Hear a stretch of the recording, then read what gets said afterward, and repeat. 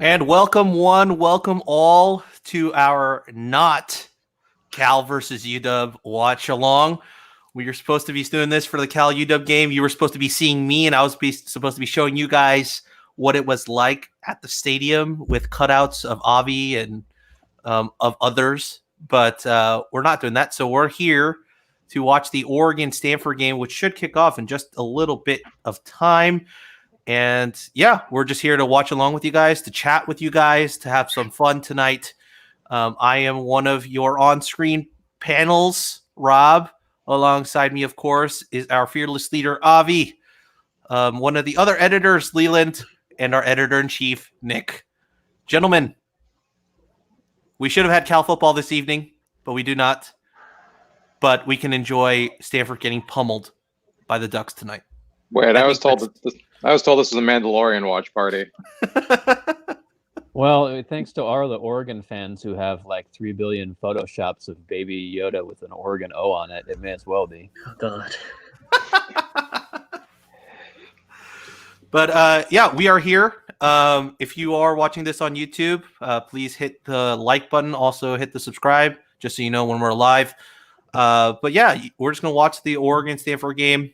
Just chat with us. We're monitoring the chat too. Any questions that you want to talk about, we're more than happy to talk about it. We do have some guests lined up for this evening, so whenever they hop on, we'll have some guests and talk about that. We do have one from UW. I am texting someone to see if we can get someone from Oregon to talk about the Oregon game, but we also don't need to have any Stanford fans come on this stream, so I'm not messaging any Stanford fans.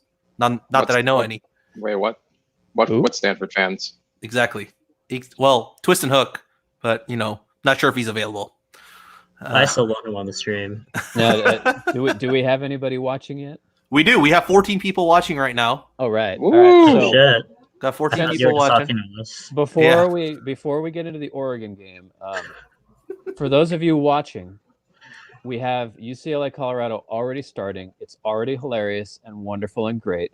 For those of you choosing to watch that game instead of Oregon Stanford, if you want to let us know when crazy things happen, I just want to highlight before we dive into Oregon and Stanford, UCLA's last offensive drive, in which they got the ball via touchback, immediately committed delay of game on 1st and 10, the first play of the drive, ran for 0 yards on 1st and 15, threw underneath on 2nd and 15 for 5 yards, then threw underneath on 3rd and 10 to a receiver that was already covered, incomplete, and punted. Chip Kelly, offensive genius. He's back in the Pac-12, baby. Yes! I love UCLA football. There's nothing I love more than Nick hating UCLA. This is the greatest. Colorado is driving. Meanwhile, they are already past midfield, looking to go up 21-0 in the first quarter. It's so sad that our football game got canceled for one COVID test, while the travesty that is UCLA football gets to continue despite one COVID test. But as I just said prior to us going live, today is a day about laughing at losers, and UCLA is right at the top of that list. Yes. That got Avi good. That got Avi real good. Nick had a great tweet laughing at certain losers today. I'll just leave it at that.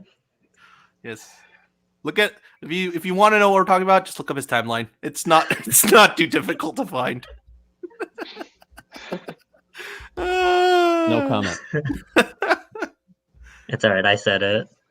All right. So now it's actually 4:35. I suppose I should switch to the game that we will are switch here to over. watch. Once again, if you're joining us, most of everyone's watching on Periscope, but if you want to have us on the computer on the side while you're watching the game as well, shift us over to YouTube. We're live streaming this on YouTube as well, or on Twitch. You can find us on Twitch. We're doing that. So yeah, do that. Go do that thing. Now we get to find out whether or not our streams, we're all streaming on different services, I guess, whether or not they're linked up. Yes, we will find that out soon. Hulu on my TV for me. I'm on the ESPN app. YouTube TV. I'm on the Rob? ESPN app.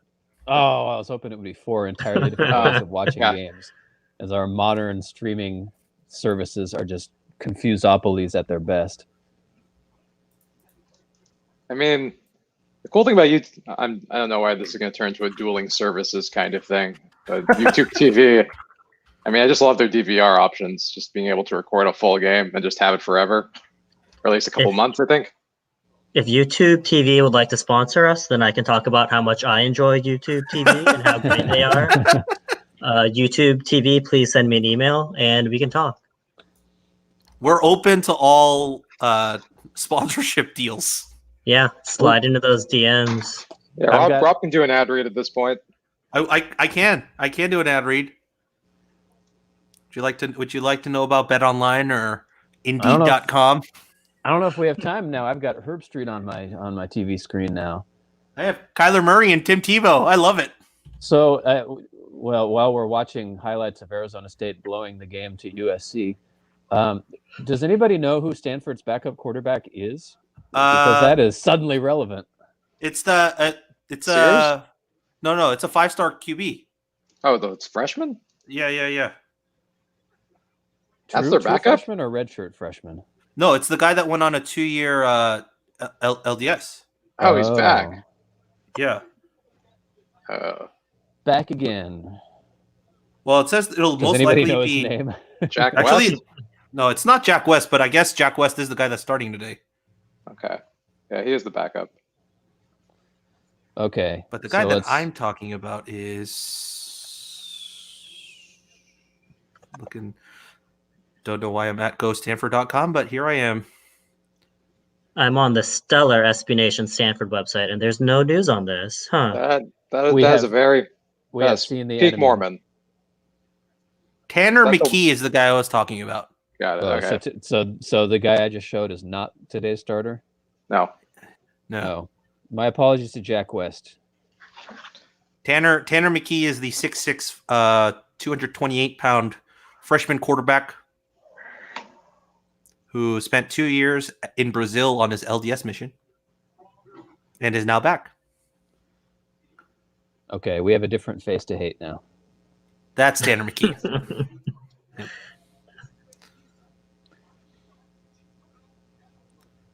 So we know nothing about him except that he is a 4-star recruit by rivals and that he's been in Brazil for 2 years. Yep. All right. Well, that's a complete and total mystery. That is if nothing else, exciting. Did Nate Longshore ever go on a Mormon mission? I don't think so. Is he Mormon? Yeah, he's LDS. I had no idea. I'm curious. How old was he when he was at Cal? Did he come in normally? I think he was normal. Yeah, I don't think he was like older. Okay. And then but he's now the quarterback coach at UNLV. I think he's just an offensive analyst. I thought he was a quarterback's coach. I think Arroyo's the quarterback's coach. Yeah. No. During. Oh, he's an offensive analyst. Yep. Okay. Yeah. Yep. Or at least that's what his Twitter banner photo says. That's what the UNLV website has too. Yeah. So what was the spread for this game before Stanford lost 3 players to coronavirus? 11. Might have gone up by 14, probably. I was going to say, how much is losing your starter? Of course, I'm sure that Stanford probably knew that they were going to maybe have some issues sooner than we found out. But yeah, I think Vegas always has like an insider, I think, on each of these teams, because I've always seen like when an injury happens, the line's already moved, like before the injury is reported. So someone's getting good money on the side.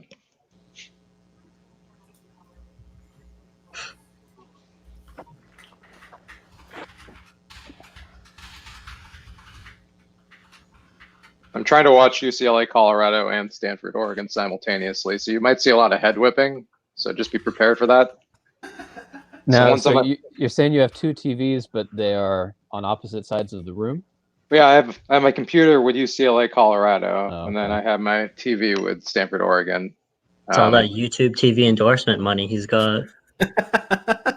Gotta get that peak YouTube TV. I mean, if the Pac-12 network isn't gonna do anything, then I'm gonna advertise for myself.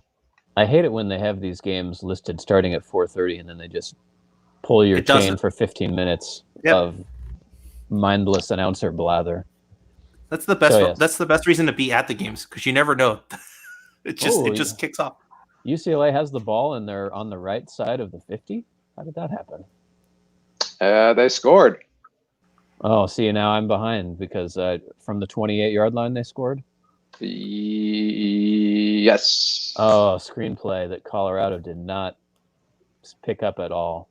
God, it's so good to have messy Pac-12 football back. It's just there's no rhythm to it at all. People are scoring on 40-yard screen passes and giving up 2 touchdown leads in 3 minutes. Can we talk about that game we saw to start off the day? Can we talk about that SC Arizona State game? Preposterous. One of the more preposterous wins I've ever seen in the Pac-12 game. Like USC kind of botched that game for most of it. They did not play well. I mean, they moved the football and then just turned it over a lot. And then ASU gives up a touchdown off of a deflection that 3 guys bounce up, and then the USC wide receiver catches, and then an onside kick that they fumble, and then a 4th down conversion. I think was it 2 4th down conversions for touchdowns? Yes. Yep. Yeah. So the odds of victory, I think, were 99.9% for ASU at one point with 4 minutes left. I watched all of the 55 minutes of that game in which USC was making mistakes and shooting themselves in the foot, and ASU generally playing smart and largely mistake-free, and then left thinking the game was over and missed one of the more epic Pac-12 collapses. Why do you make this mistake, Nick? Never trust a Pac-12 lead. Well, I kind of had to leave the house, but I'm not. If I'm going to miss a team coming back miraculously, it may as well be missing USC doing it. That is true. It is really weird to see Autzen empty. Yep. Now, I've got this game muted, but they just showed Mr. Jack West on the sidelines, so It is. I don't know if I think he is the quarterback, unless it's a bluff by ABC as well. I want just Shaw Wildcat the entire game. Tyler Shuck. Man, it is. Yeah, as Avi said, it is weird seeing Autzen without a single person. Holy crap! I don't even think the duck is there. They just put like 17 cutouts of the duck in the stands or something. Well, the duck can't be there, right? Because the duck would be a college student. It's true. Well, it doesn't have to be. But- They could. So we got West. It Someone is from the Jack athletics department has to just wear that suit and run around the stadium. You just drew the short straw. So apparently Jack West got some playing time versus UCLA last year and did not complete 50% of his passes against arguably the worst defense in the Pac-12 last year. He So looks very happy in his photo. I'm not sure if he's going to be that happy at the end of the night. well, if he gets 10-yard runs a lot, he will not have to do a whole lot. Come on, Oregon. Is that Austin Jones? I would assume so, yeah. Show me the starting lineup. Am I ahead? Yeah. So right now I have Stanford lining up for 1st and 10, their second play of the drive. Same. Okay. My guy's just lined up. Slightly ahead. I'll come back a little bit. Well, That's fine. You're already the designated UCLA Colorado watcher. Oh, Yeah. that's true. Yeah. Yeah. Got many duties right now. Oh. Basically, your job is to tell me every time something happens that would make me go, ha ha, Chip Kelly. Is UCLA's defensive coordinator still Lazzaro? Yes, it is. Yes. Yeah, But I it think shows. there's like a co-defensive coordinator. He might be in name only. Well, it shows. Because Sam Neuer, who I have never heard of, is 9 for 10 for 73 yards. That's Colorado's quarterback. Yeah, that's Colorado's quarterback. It's Is it not just Carl Durrell with a mustache? It not might. Steph Alufo or Steven Montez. No, it's a new kid, and they're kind of, they're spreading the field, and UCLA is very confused. They don't know what out routes are. Well, that just sounds like last year continuing into this year. Meanwhile, Stanford has their fourth play of the drive, and they've not made Jack West throw the ball yet. And I don't think that they're going to do so on this play either. Yeah, this is probably Stanford's best chance to score before the Oregon's like, oh yeah, who's their quarterback again? Oregon does not look like the Tyler best Shuck? defense in the Pac-12 right now. Yeah, they're struggling up front. I don't know what's going on. I think they easily had the best defensive line in the Pac-12 too. I don't know, like number 54 or Oregon's linebacker just like completely missed his gap assignment on that play. And the Stanford O-line is like off the ball, just getting easily like 3-4 yards downfield before they make contact. Like, Yes, this is concerning. Another play, another run. At least this time Oregon stacked it up decently well, but come on, Oregon. Make this Stanford offense have to throw the ball. That's what we all want to see right now. I'm sure it's coming.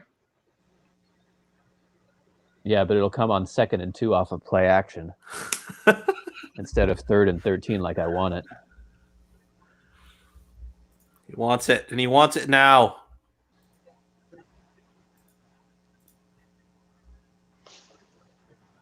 What play are you guys on? 2nd and 7, and they're 7. snapping right now. They're about to Oh, snap. there's a throw. Well, he had a guy. Oregon shook the house, and they got a guy to open downfield, but West airmailed it. Yeah. Hey, I just caught a scan of the Oregon cutouts. Would you believe that every single one of them is doing this? How did the Oregon fans come up with that? I'm sure that was part of the cutout like request. Like they actually were Probably. like, do the O. Or you're not going to be in a certain place on the field. O-H-I-O.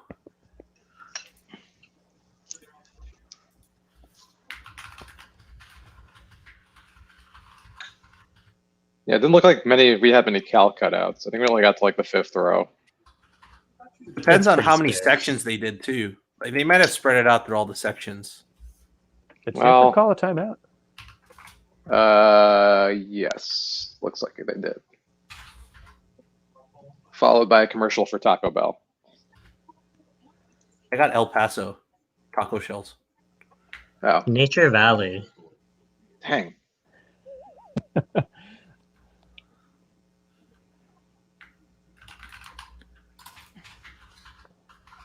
Actually, So we got 7 people on stream. If anyone has any questions for us, we're happy to talk about Cal and anything else. We're just freewheeling at this point.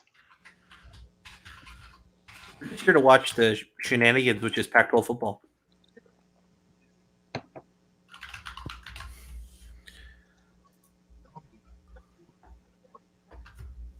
Do-do-do, do-do-do, doop-doop-doop-doop-doop. You know, Colorado. Sorry, go ahead, Avi. Colorado is back in UCLA territory in 3 minutes. It's been pretty easy for them. UCLA's defensive line looks really small. I am not thrilled that well, at this point, I guess I'll gladly take a game against Arizona State because that would mean that a game is played. But I'm not thrilled that we drew Arizona State amongst all the other options. I'm slightly more thrilled after this performance, just because USC did not look good, and ASU. I mean, they didn't look dominant. They had some good moments, but they were not like. I mean, it just looked like a sloppy game where neither team had their best stuff. USC gave the ball away 4 times, so Yeah, that'll help anyone. Plus 2 Yeah. turnovers on downs. right. Yeah, USC was dominant in that game, but they just did not know how to finish in drives. And he still won. Yep. But that's Clay Helton football for you.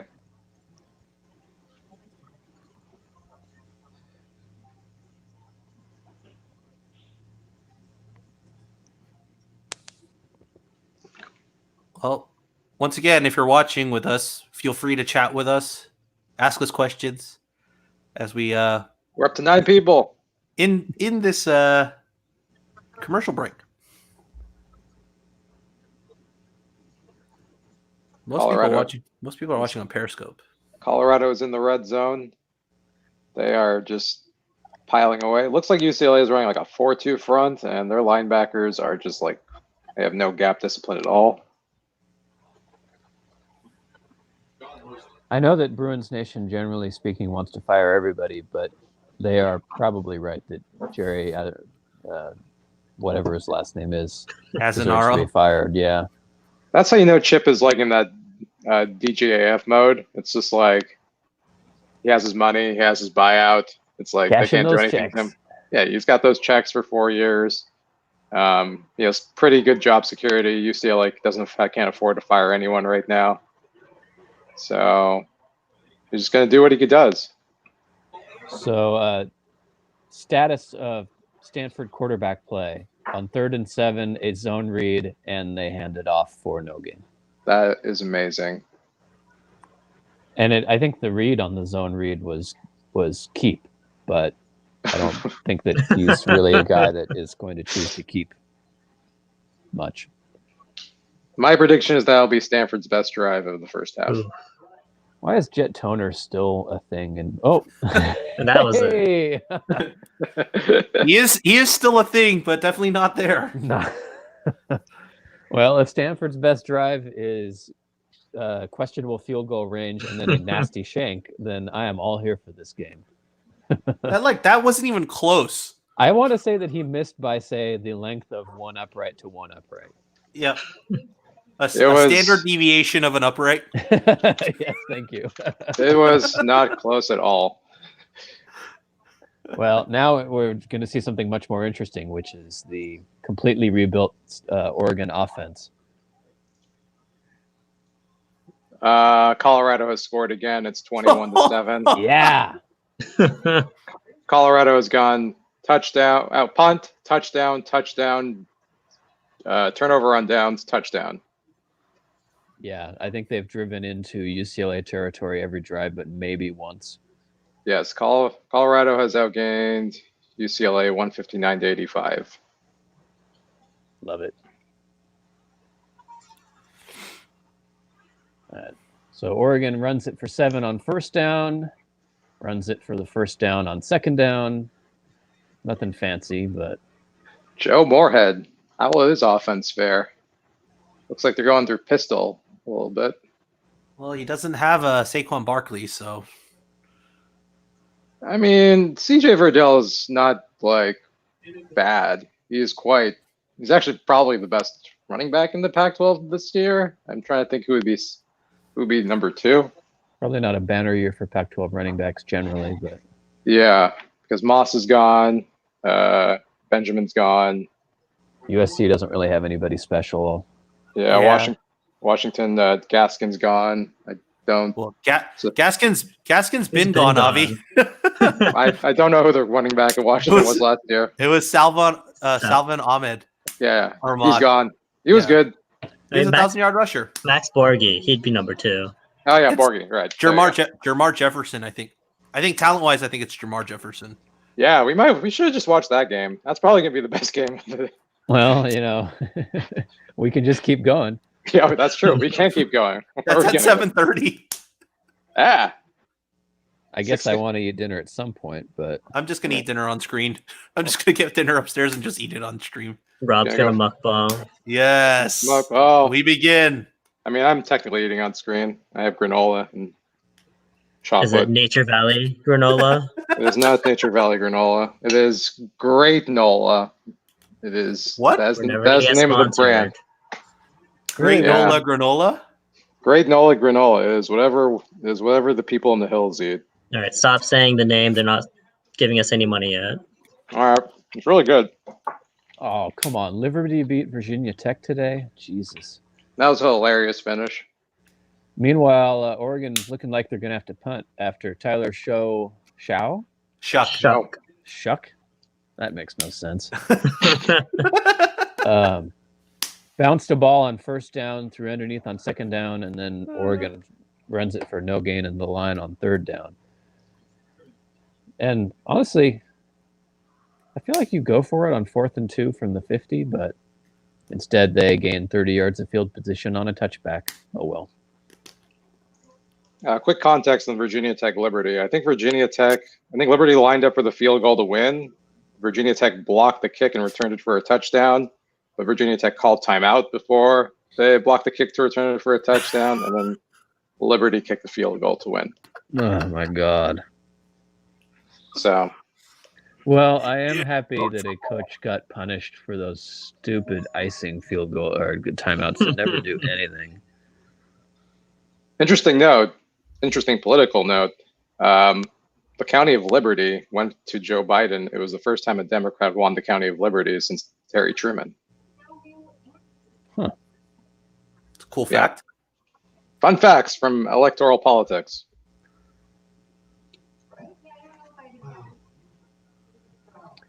I could probably drop some more. I can look up the New York Times map. As we go. Let's wait until we get to the 9 o'clock hour of this nonstop 24-hour stream. It's fair enough. I'm going to switch over to the speech. I'll be back. You guys can take care of it for a little bit. Woohoo! Cheers. Sounds good. So we should maybe confront the possibility that this game, while important for trying to assess Cal's future opponents, may turn into something like a 20-6 slog fest with the Stanford offense doing next to nothing and the Oregon offense kind of being lame but doing enough to get the job done. Maybe not too dissimilar from the Cal-Oregon game last year. Oh, there's a great chance of that happening. Yeah. Which, I'm ultimately okay with, as long as Stanford loses, really. But Is it What? possible for both teams to lose? Is that a I possibility? suppose if you were really going into the realpolitik of this and trying to game out Cal's North title odd chances, you could maybe make the argument that it would be better for Oregon to lose this game, but that's just emotionally unacceptable. even if there might be some logical sense behind it. We do have one comment here. It's from Mr. Barrister. It says, first time in 56 years, Vigo County, Indiana didn't pick the right winner for president. That's a cool little tidbit. I remember there used to be that whether or not the Washington football team won or lost their last home game before the election is some sort of weird bellwether. I can't recall if that happened this year or not. We need Avi for those electoral facts. I don't know what's going on in All this right. game. So we got Stanford, who wants to guess that it's a run on 1st and 10. They've got 2 tight ends on the field, so. Something is Oh, it's a severely- run! I can't believe it. But Oregon seemed mildly surprised, giving up 8 yards. Something is severely wrong with that Oregon D line right now. Like, I don't know what's going on. Yeah, that was a pretty gigantic hole to open up. I don't know, Thibodeau obviously is there and is supposed to be spectacular, but I don't know what the status of the rest of the... This was arguably one of their strongest units on their defense. So apparently I have to now change to ESPN News because ABC is breaking in to air the president's speech, Yes. which I don't blame them for, but let's see But- how quickly I can get over to ESPN News. All right, I'm there. If you're on the Watch ESPN app, like me and Leland, it naturally switches for you. Continuing. We could alternatively do a live stream of the president-elect's speech. We could. But I don't know how many interesting tidbits are going to come out of there. All right, 3rd and 5. I missed 2nd down, but that's all right. Oh, they're actually throwing the ball. And then my stream glitched. Did he catch that? Apparently think Stanford just completed a long... I think he Sidelines did. for- I Oh think yeah, that's he a catch. did. Who's Tremaine? Wright never got turned around. He had that pretty well defended, but the That ball also- kind of squeaked through. I think that could have easily been a PI call if he didn't catch it. Maybe. It was He mostly put just his- hand fighting. But he put his hand up without turning around. I thought Like face in the- guarding was legal in college football. I think you have to turn your head. Hmm. Face guarding is fine, but you can't play the ball without looking at the ball. Like you have to at least attempt to look at the ball. Oregon finally shuts down a 1st and 10 run. Thank you. Well, okay. I think now the defensive line is starting to come alive a bit. Yeah, the two big guys on their defensive line that they said you need to look out for is Austin Faliu and Jordan Scott. Okay.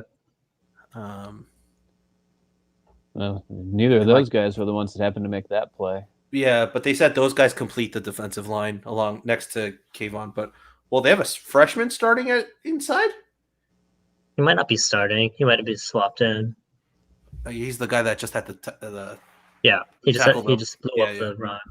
And a 2nd and 10 run.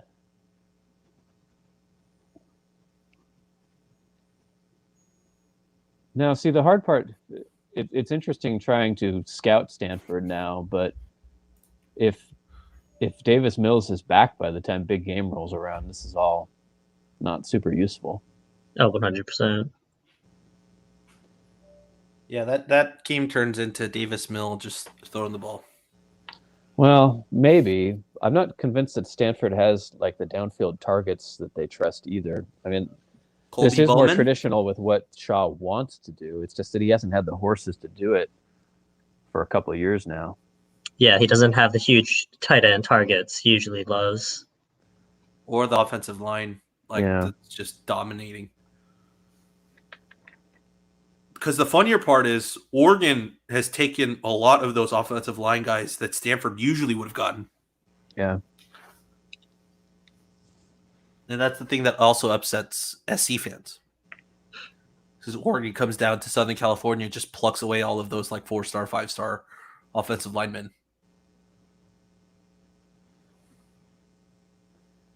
I guess better Oregon than Stanford or USC getting them. I concur. Once again, if you're watching with us, write in the chat any questions, comments, hot takes. We're monitoring it. We'd love to talk to the folks as Nick scratches his cat. And that is not a euphemism. It's actually Not a one of cat. those streams. Not one of those streams, no. There is an actual cat.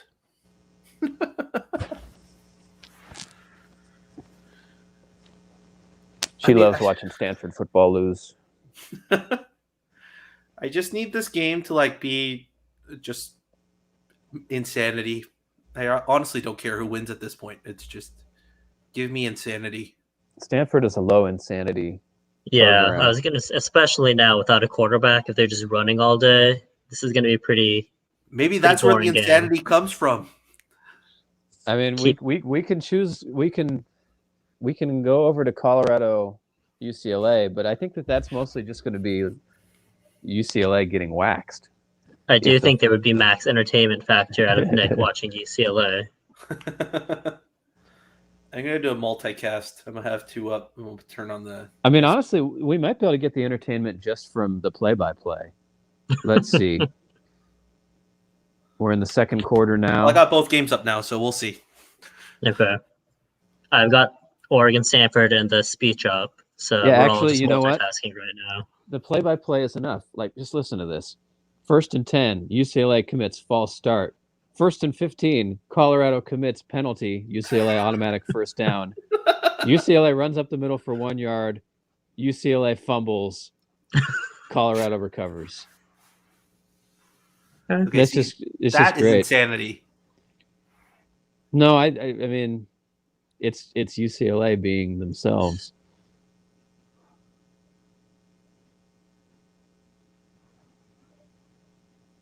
UCLA has 6 rushes for 6 yards right now. That's great. A yard a rush. They basically Yeah. have that one screen pass for a touchdown and virtually That's no other offensive production. Chip Kelly, offensive genius. Well,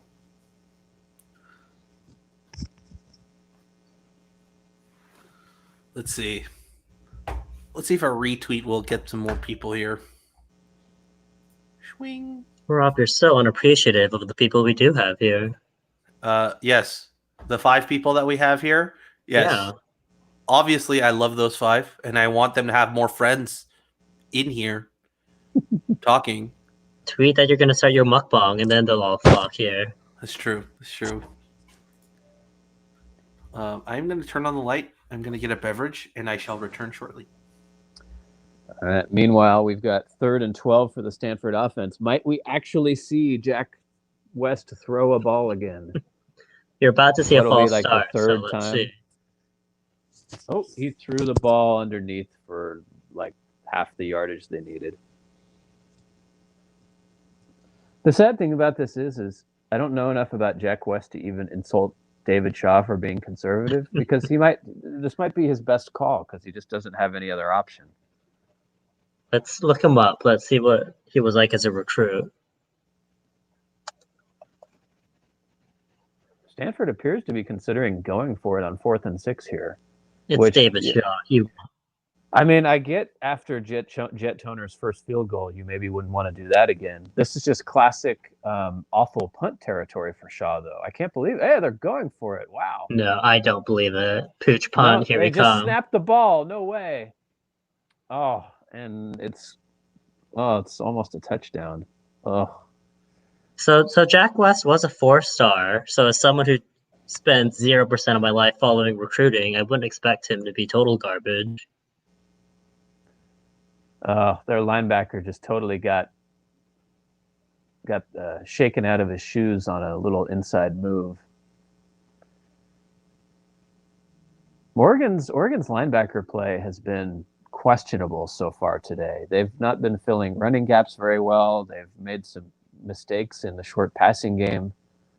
Which is surprising. They're supposed to have some good talent there this year. And I know that like they lost Troy Dye, and maybe they just don't have anybody to replace him, and they should have the sheer talent level to be all right. Well, yeah, but they were supposed to have Sewell's brother at linebacker, who's supposed to be phenomenal. I didn't catch the name of the guy who got shaken out of his shoes on that long 4th down conversion, but some questionable signs so far for what many were thinking would potentially be the best defense in the conference. No real big plays from Thibodeau yet either. Mm-mm.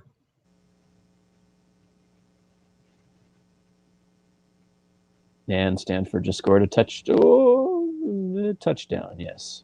Okay, you're a couple seconds ahead of me, so... Ugh. This is not going as planned yet. I guess we can look at this from a glass half full perspective, which is that somebody we don't like is going to lose. Yeah. We got some pylon can action. I think that there will not be... Oh, God, and it's right in Stanford crotch territory, too.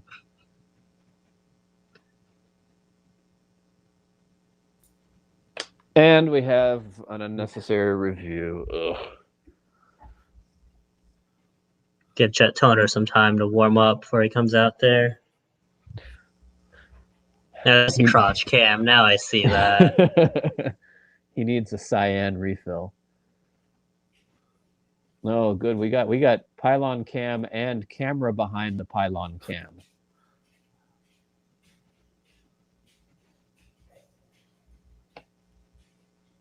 Well, while we're suffering through an unnecessary review, we can go back to laughing at Colorado UCLA play-by-play fun times. 21-7. You remember I mentioned UCLA's last drive ended on a fumble. Their second drive, here is the play-by-play, or the most recent drive after losing on the fumble. Felton rushed up the middle for no gain. Felton fumbled. Jamal Montgomery recovered fumble for no gain. Colorado ball. So then you're down UCLA, 14. You should keep running. your cup runneth over. It's time for snacks. Really, the amazing thing, UCLA has 4 turnovers. How are they not losing by more than 14 points? It's that great as an arrow defense.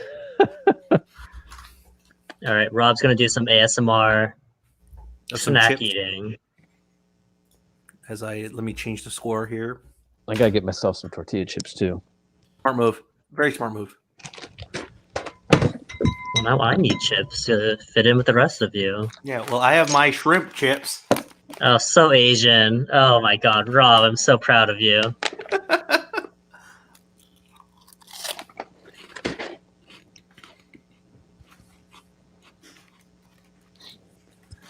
These are delicious. Okay, so let's take stock of where we are in this game. We are almost at the end of the first quarter. We have seen Stanford now drive into Oregon territory twice, score once, without hardly having a passing game at all. No, they only attempted, what, like 2 or 3 passes? 4 passes. Yeah, they've only attempted 4 passes. If you were to judge based solely on the evidence we have seen so far, Stanford has been the better team. Yep. This is concerning. Is it concerning or is it more hope for us? In the further questionable evidence category, 2 Stanford defenders on the ensuing kickoff knocked each other over, and then the Oregon runner just ran into them. They're basically just laying out, should I say, for lack of a better term, the roses for us. Now, part of the issue here is that regardless of the scoring, Stanford has been able to just grind this game down to a halt. This is Oregon's second possession, right? And it's coming with 3 minutes left in the first quarter. Yeah, Yep. They're getting back to classic Stanford football of just running and Now we're running out getting the some clock. excitement. All right, Oregon's picking things up now. That was an incredible catch. by Oh Pittman. my goodness. Who was that? One hit Pittman. Oh, it's the younger Pittman. Wait, Avi, is it already over? No, they It haven't hasn't started yet. started yet. No, just wanted to give you a quick update. UCLA fumbled at their own 7. Colorado scored again. It's 28-7. Yes, our UCLA correspondent, Nick Kranz, has been keeping us up to date on all of the derps over there. Basically, whenever the Stanford game gets boring, which has been kind of concerningly a lot, I just read the UCLA Colorado play-by-play and laugh at it. I mean, the main thing would be the 4 UCLA turnovers to the 0 Wait. Colorado turnovers. Did UCLA just fumble again? What do you mean, again? I don't believe it. Am They I on can't. delay? What? Oh, never mind. Never mind. There might have been just highlights. No, you were it was just watching. it was just a replay of the fumble that led to the touchdown. There have been a Yep. lot of them, so you know. Oh, you weren't kidding. They have 3 turnovers. No, yeah. It's just that's how it's been. Hey, that was a good play from Oregon. That was a nice little wheel route to Verdell. Can convert a 3rd down. Okay, Oregon's looking a little more competent. This is better. It's looking very Oregon. Oh, no, Stanford scored. It's looking very Oregon Cal last year, where Oregon took like forever to get going. Yeah, that wouldn't surprise me. I mean, this is only, as Nick said, this is only their second offensive drive. Yeah. So it's Oh, Shuck just wait. What happened on that play? Oregon just totally faked out the cameraman, but I don't think there was a play. We got flags on the field. Yeah, you think so. UCLA threw into double coverage and nearly got picked twice. I don't think Dorian Thompson-Robertson is very good. But he went to Bishop Gorman. If you go to Bishop Gorman, you have to be good. AKA Tathan Martell. Oh dear. So how many possessions has UCLA had so far? All right, so we've had 1 possession that ended in an interception. Second possession ends in a punt. I They can't score even. on the 3rd. Then the fumble and the other fumble. No, I'm confused because my box score seems to be giving me. I only see 3 turnovers in the play-by-play, but 4 on the box score. Either way, it's So, hilarious. Maybe one got overturned. So UCLA just tried to run a screenplay, and the offensive lineman got ready to run downfield, but DTR took too long, so he threw it like over the offensive lineman, and they had an ineligible. It was all the offensive linemen were like at the first down marker, so obviously can't do that.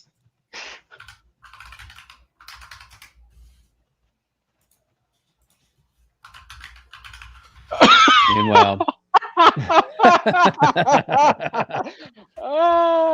tell me it's another turnover, Avi. He nearly is. picked it. He Oh nearly no, picked he it. didn't. No, Oh, I dropped it, but it was so Are- close. Are we officially switching over to the Colorado game? Is this going to be more entertaining? I mean, Well, it's just so good. I mean, DTR threw it into triple Oh! coverage. oh my word! Yeah, oh, Oregon just my scored. word. Did everyone just see that Verdell run? Yeah, I'm was a watching nice- it was a right nice now. option Oh pitch. shit! He basically knocked out a Stanford defender with his shoulder. Yeah, Verdell's pretty good. He Better launched not. him into the Oh wow! stratosphere. There was like detritus after that collision. What was that came off the Stanford guy? I don't know. It's like part of his helmet. Chunks of body? Uh, All right. Oregon has restored some semblance of order. We're tied pending the extra point.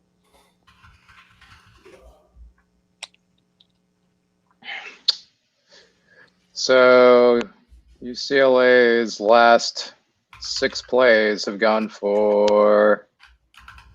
Oh, wait, no, hang on. No, they actually had a nice drive. Other than that drive, they've amounted 10, 32, 31 yards on 1, 2, 3, 4, 5 drives. But can you tell me how many yards per rush they have right now? They are currently averaging a grand total of 0.7 yards per rush. They have 5 rushing yards on 7 attempts. That's what I want to hear. Demetric Felton, I mean, he has a touchdown, but he has 4 rushes for 5 yards, being stopped by the mighty Colorado defense. I guess Mel Tucker did make that defense a little better at the end of the year, so I will give him some credit for that. And Ooh. Darrell, We got a nice long run for the Buffs right now. They're about 20 yards away from the end zone again. and UCLA's cramping. Chip Okay. Kelly has become himself.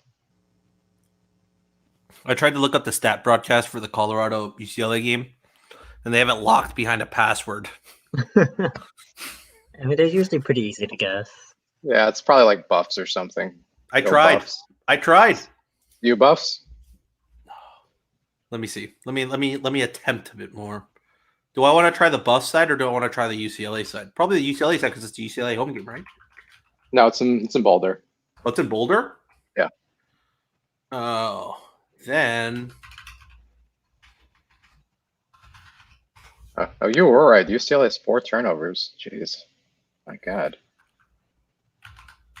Like you look at the box score and you don't even understand how it's as close as it is, which it's not, and it's maybe about to get a lot worse. But all right, let's see if give me some throws, Stanford. Oh, they hand off on 1st and 10. I can't believe it. But at least Oregon appears to have finally figured out that Stanford is going to run on 1st and 10 every time, and is Only no longer letting quarter. them gain yards. Colorado's quarterback just did he did the zone read keeper, but it was the veer where he just like runs up the middle and he like trucked the UCLA linebacker for a first down. Sam Neuer might be our surprise player this year. There was going to have to be one with so many new quarterbacks. Yeah, I'm impressed. He's like pretty effective so far.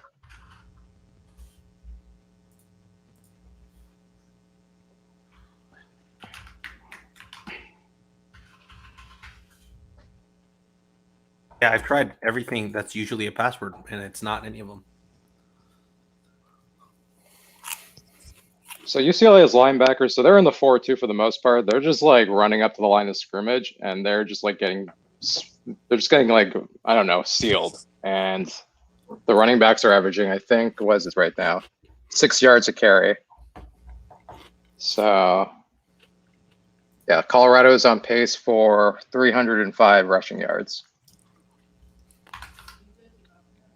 And it's first and goal. Oh, it's now the end of the first quarter, so we move on to the second quarter. And it's 7-7. That last Oregon play of State. the quarter, it looked like Stanford snapped the ball after the quarter expired, but the refs let it stand. So I don't know. Maybe the clock that the broadcast was showing was off a little bit.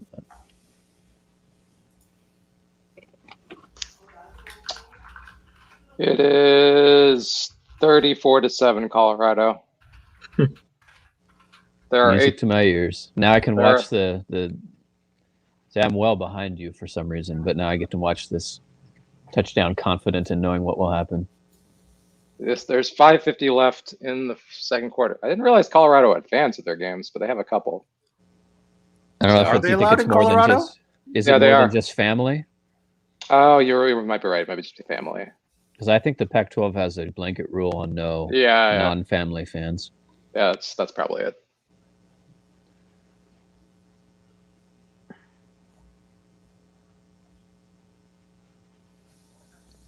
We need to- So We need to develop some sort of obscure familial connection to somebody on the Cal roster. This sounds highly legal and very much not dubious at all. There must be like some special teams specialist who is my third cousin somehow. I'm sure there are plenty of Asian football players I could say I'm related to. yeah, Leland, you're definitely the most football-ish of all of us. I feel you got the bulk. So Colorado has 248 total yards, so they're currently on pace for 600 yards. UCLA is on pace for 8 turnovers. UCLA has had the ball for 6.5 minutes. Colorado 18. Well, when you Third. fumble on first down every time, that's what happens. UCLA isn't actually that bad on third down. It's because they've only had 3 of them because they've turned the ball over. So 1 for 3.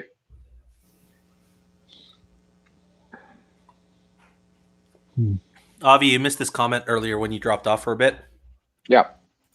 Mr. Barrister says, first time in 56 years, Vigo County, Indiana didn't pick the right winner for president. So that tracks. Indiana is not going to be super. It's going to be pretty one way for a while. And your relationship with Vigo the Carpathian there? Ooh, All right, Stanford's back. I'm gonna look this up because Now that reviewing that late snap you called. Thank you. This is Okay, why if Nick's I- our head writer. Look at If I were that. Oregon, I would have challenged that because Stanford got a first down on that play. Vigo Township was named for Colonel Francois Vigo. Well, I did it'll not be named believe- after Vigo the Carpathian in my heart. He was an Italian American who aided the American forces during the Revolutionary War. Didn't realize there were many Italian Americans during the Revolutionary War. You should Impressive. look up the biography of Vigo the Carpathian. He's way more interesting. Or the biography of Viggo Mortensen, because I actually don't know who that is. I don't know. You always find some fun stuff on these random Wikipedias. I mean, he was a patriot and a spy. He was a financier for the American Revolution in the Northwest. A patriot. So that show, Turn on AMC, which had like 5,000 commercials for it while we were all watching Breaking Bad, that was Vigo. That was about Vigo. Am I the only one who hasn't watched Breaking Bad? No, I'm with you, sadly. Oh shit! Whoa. Am I the only one? I intend to at some point in my life. Same. Okay. When I run out of things to watch. That's the PI call. all right. Nope, no PI call. It's 3rd and 9. Oh wait, we got McKee's in the game at quarterback now. Oh shit! Tanner McKee. Well done. And What it's did a I passing tell you, down. gentlemen? We got rotating quarterbacks in Eugene. Abby, So you might you- want to switch off. It looks like they might be starting the speech at some point soonish. Yeah, I'll see it when they start, and I'll switch off. Oregon I mean, sends 6 at McKee, but he gets the throwaway. I'm just watching And- UCLA on offense. It's a delight. I probably could have called interference on that play, but Nope. I'm glad they didn't. All right, they're switching. I'll be back. Oh, what? Oh. What? You're behind me, so wait for after the punt. Oh, I'm that far yeah, behind you're you? way ahead of us. Oh my goodness. All right, hold on. Special teams shenanigans. Yep. We got some hand warming. Snap. Oh. And that's why you always field the punt. Oh no. That is maybe my single biggest special teams pet peeve. If you're the punt returner, your job is to catch the punt. Yeah, So because that absurd things like that. Oh, it's really. I don't know if that hit him though. That's really close. there has to be a better angle because they only showed the angle from behind. There has to be a side one. I haven't seen an angle that really shows that it hit him. And of course, we've got to go to commercial rather than trying to figure out this play.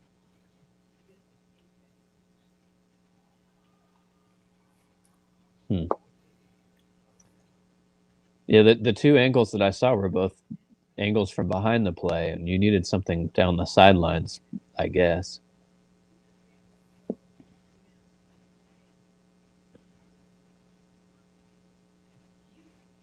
Well, if anyone's interested, apparently the Lego International Space Station is available on Amazon for $59.99 with a coupon code. My wife might be interested in that. I will send it to you via DM in the Twitters.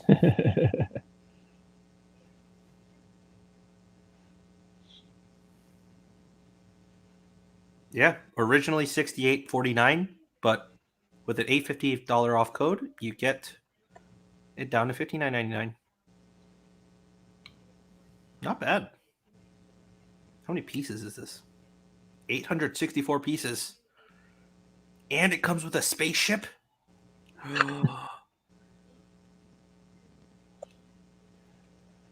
So did Stanford enter this game knowing that they were going to play two quarterbacks, or did they see something from their starter to make a change? He barely threw any passes, so I would guess they came in with this plan. Yeah, that seems likely. It's so early in the game, and they switch at the second quarter, so it might be Yeah. they might be doing the quarter thing. And it's not like the first guy did anything wrong particularly. One decent pass on a sidelines fade. Nothing too egregious. Hit a guy over the middle on fourth down. They just didn't ask him to hardly do anything.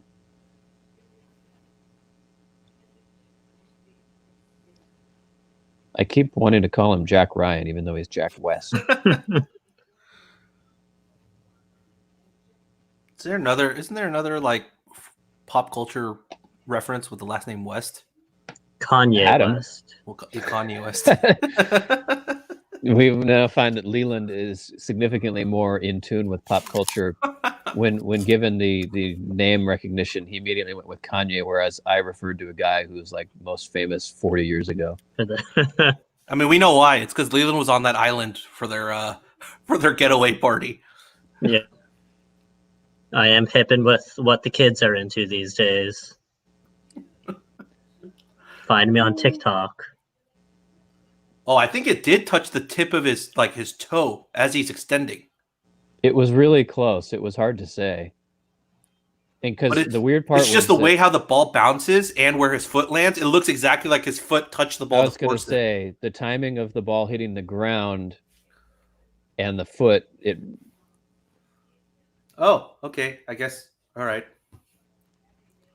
Oh, so they didn't actually. They called it on the field that it didn't hit him. Mm-hmm. And they went into. Oh lordy. Oh lord. Lack of evidence to overturn, I guess. Oh boy. Well, wait till you guys see what happens.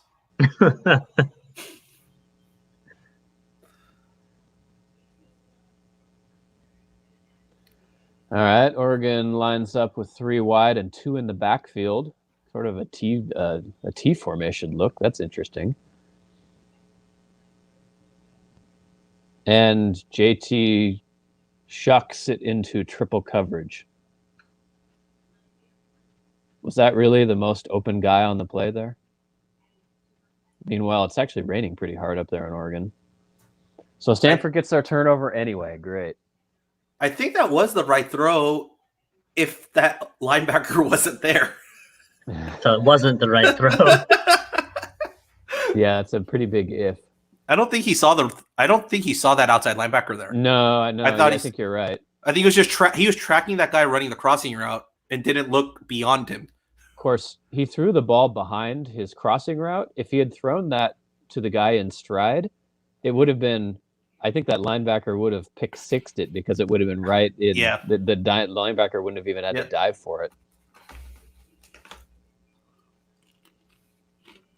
So, trouble with zone coverage for our young Oregon quarterback. Keep that in mind, Cal defensive coaches. Who actually sat behind Another gigantic hole on Herbert. 1st and 10 for Stanford. I'm going to have to go and look at the play-by-play, but I don't believe that Stanford has thrown the ball on 1st down the entire game. It's David Kaplan- Shaw. Why would you assume he would ever throw on 1st down? Oh, Kaplan and FX. they're not making him, you know? Kaplan FX says, I definitely will watch this for Cal games. I hope you guys don't get discouraged by the viewer count. Well, If we were- Kaplan FX doesn't understand that I get discouraged by everything, and so I'm definitely discouraged by the viewer count. Well, what I will say is there could be nobody watching this, and like this is more fun than just me sitting on my ass watching this game alone, hanging out with you guys. So Yep. if I'm other gonna people say get entertainment out of this, great. We've already lost Abby, so we're clearly not a very interesting stream. So I don't know how I'm supposed to sit here and not be discouraged by this. And another 8-yard run on 1st down for Stanford.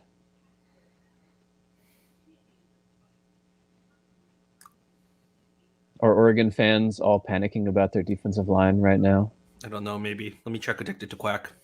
It's usually a good gauge. If we had that Oregon correspondent, we would know. Mm-hmm. So it's another clear running down for Stanford. Oregon cannot force passing downs whatsoever. I love the Addicted to Quack guys. Their latest tweet says, if we're going to win this thing, we'll likely need to survive some 2020 weirdness. Hold on to your butts, Duck fans. Well, that's really the Sounds entire about Pac-12 right. North this year. Like, they're probably going to get a similar game against Cal and a similar game against Washington. Because Oregon State and Washington State are a little bit more unknowns. We'll find out about them later tonight. But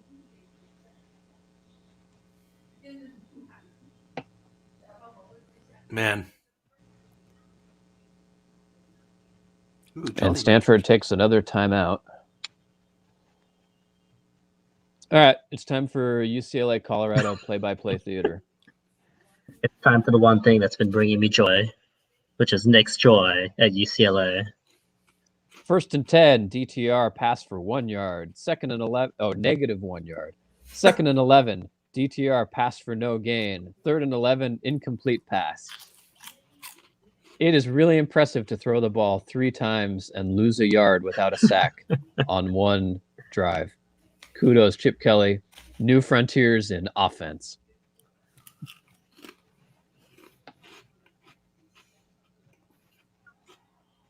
I guess it's too early to say like surrender punt when you punt on 4th and 11 in the first half, but you know, you're also losing by 21 with halftime approaching. So I'm going to laugh at you anyway. I would like to go to a Burger King and get a PlayStation 5. That would be very nice. So Colorado has 2:45 to drive in this half and drop a 42 spot on UCLA in the first half. My God. Breathtaking. What do you think the over-under on that UCLA Colorado game was? That's a It good was at question. I think my app- 56.5. 56.5, Yeah. and it's So at we- 40. It's at 49 right now. Yep. Yeah, we So could get to next 56 touchdown. at the half. Wow, Yeah. breathtaking. UCLA Now, favored by 7. I got to look at some stats last year. Do it. So I want to say, I know obviously Colorado lost their quarterback, so that's at least one piece that they lost from last year. But I don't believe that they had and they lost Chenault, who was by far their best offensive player.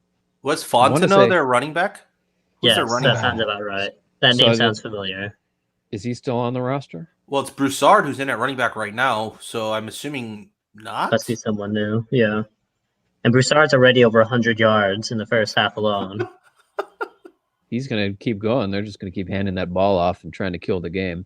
Because Colorado, to be clear, they were a good offense. They were solid, but not at the same time. They were 10th in the conference in yards per play last year.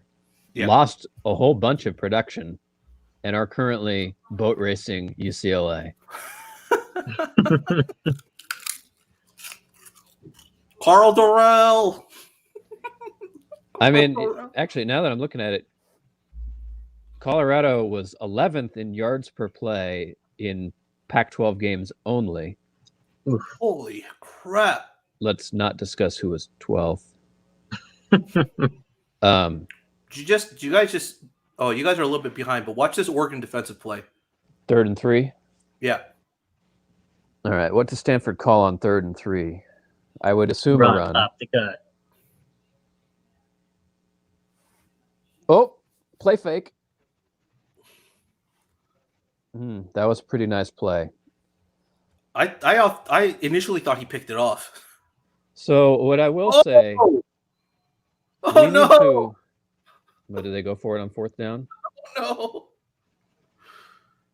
So what I have seen so far from Oregon's defense, I have some questions about their ability to stop the run. Like their front 7 are a little iffy. Their cornerbacks and safeties look good. Yeah. They have been right on Stanford's wide receivers. Oh, Jet Toner time. Oh, no. No, Jet. No, Jet, no. Okay, well, positives. He's getting closer. This is your, I believe. Wait, he missed again? I thought he was good. No, it was It- You get a No, better I angle thought on he the was replay. good. He's been playing for like 18 years. Well, I was just about to say, he is your preseason All Pac-12 conference kicker. My God. Not that means anything at the moment. Hashtag 2020. Stanford could be up 6 points right now. I mean, clearly this means that Dario Longhetto is going to be the best kicker in the conference. Natch. I mean, yeah. watching this game, it'll be interesting to see if Cal can get a passing game on Oregon. Like their secondary is quite possibly going to be lights out, and it might be necessary for us to cobble together a running game the way Stanford has. I mean, will that be hobbling? We should have the backbone for a pretty good running game. Maybe. And If Will Craig is healthy, I think that'll do wonders. I don't know what to expect from the offensive line. Meanwhile, Oregon's not doing anything with their free chance here. Oh boy. Oh boy. Well, The time of possession stats are even more goofy than they usually are for Stanford games. Almost 13 minutes for Stanford, 5 for Oregon. And if Oregon doesn't convert this 3rd down, it's only going to get more lopsided. that's 3 upsetting. wide on one side for Oregon. Stanford rushes 4. And Shuck is going to run for the 1st down. And then some. That was okay. Better. He's definitely more athletic than Herbert, in my opinion. He's faster. And Herbert had his moments with his legs. He's Right. not completely immobile. Oh yeah, of course. I'm just saying. I think he's faster.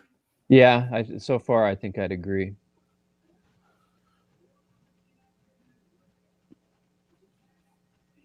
But after seeing what Herbert is doing with my Chargers, it's hard to say that he was the issue at Oregon. I mean, the issue was Oregon's offensive coordinator and their skill position talent. Mm-hmm. Which, how weird is it now that we're in a situation where Oregon, their strength is their defense and their weakness is their skill position talent? That's just, Yep. it's Yeah. cognitive dissonance that I can't quite wrap my mind around. They went full Stanford. Like they went fully like, let's get all the 5-star offensive linemen and all the 5-star defensive linemen that we possibly can. And there is a 51-yarder miss in the Miss. Colorado UCLA game. Just For barely. Colorado. Just By barely. Colorado. By Colorado's 33-year-old kicker. Is he really 33 years old? He's as old as I am. Oh. He's born in 87. Yeah. Oh, wait, how is he a 33-year-old kicker? Is he Aussie? Yes. So he's got one of those. Where he's going to college at the age of Backgrounds. 30? Yes. Maybe he aged out of Aussie rules. He's too old for Mm. Aussie rules now. Just like Steven, just like our boy, Jameson Sheehan. Oh, And JT UCLA Shuck takes a just- knee. They don't even try to get a point. I know. Oregon's quarterback just got away with a really questionable decision to throw into triple coverage.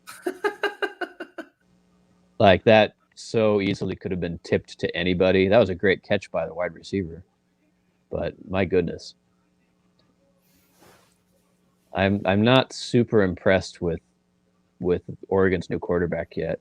He's made some bad decisions and shown some inaccuracy to boot. He also refuses to keep it on zone read keepers. Although that's a constant problem for quarterbacks in this conference. News alert. Bruce Feldman reporting that Wazoo running back Max Borghi is not expected to be available for today's game. I'm disappointed because one, I saw that just before jumping on the stream, and two, I thought your news alert was going to be that UCLA turned the ball over. No, they No, nailed it. UCLA took a surrender knee at the end of the half. Offensive innovation, the surrender knee. Oh, Oregon gets bailed out. Well, I guess it's a good thing, but Oregon gets bailed out by a Stanford PI.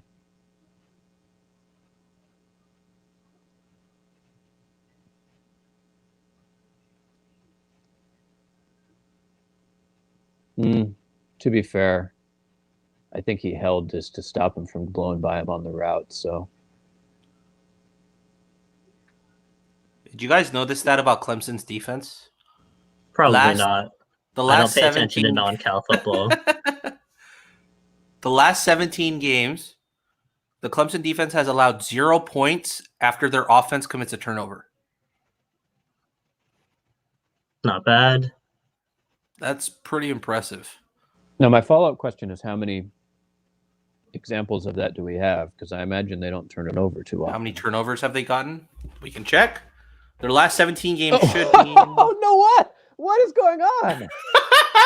There's Oh, the 2020 shenanigans. He just dropped the ball, but well, no, he didn't. He didn't drop the ball. He knocked it out of his He own just- hands into He the just air. threw it. He didn't. You just threw it up into the air. He just I mean, butter is- armed it. Is Oregon point shaving? What the hell was that? The sad thing is I can't even enjoy that play because those kinds of fumbles remind me of that Cal Arizona game. Oh, God. I guess he dropped it and then kneed it up into the air for Stanford to pluck gratefully.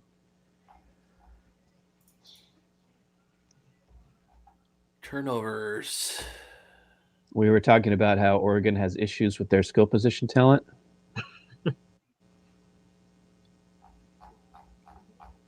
Oh, but was that Habibi Likio? He was pretty good. Yeah, I mean, that's the thing is that their running backs are very workmanlike, Yeah. which is good when you're not fumbling the ball directly into the arms of the defense.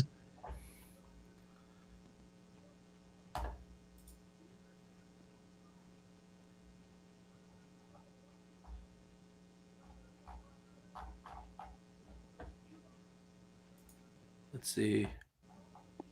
They had a total of 15 turnovers last season, and they played Okay. 15 games.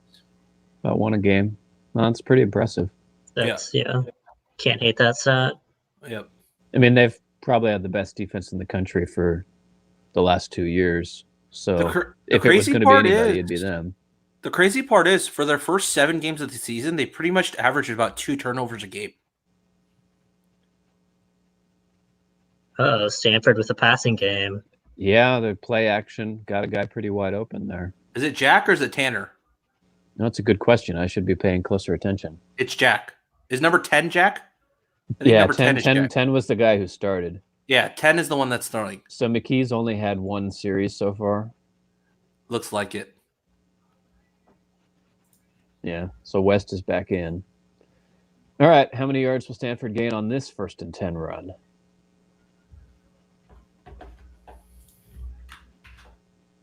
Well, I just dropped into the private chat the stat broadcast link. So if you guys want to open that up, if you want to check stats as you talk about the Stanford Oregon game, it's there for you. Well, they actually passed on 1st down, so how about that? Mhm.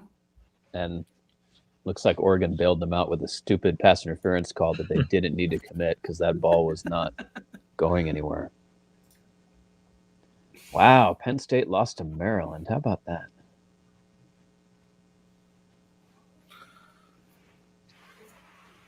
Maybe they want Joe Moorhead back. I'm sure they could use it. I'm not sure if that was catchable, but it was also a super blatant Oh, is he hurt? PI. Oh no. Okay. No, they're just talking to him.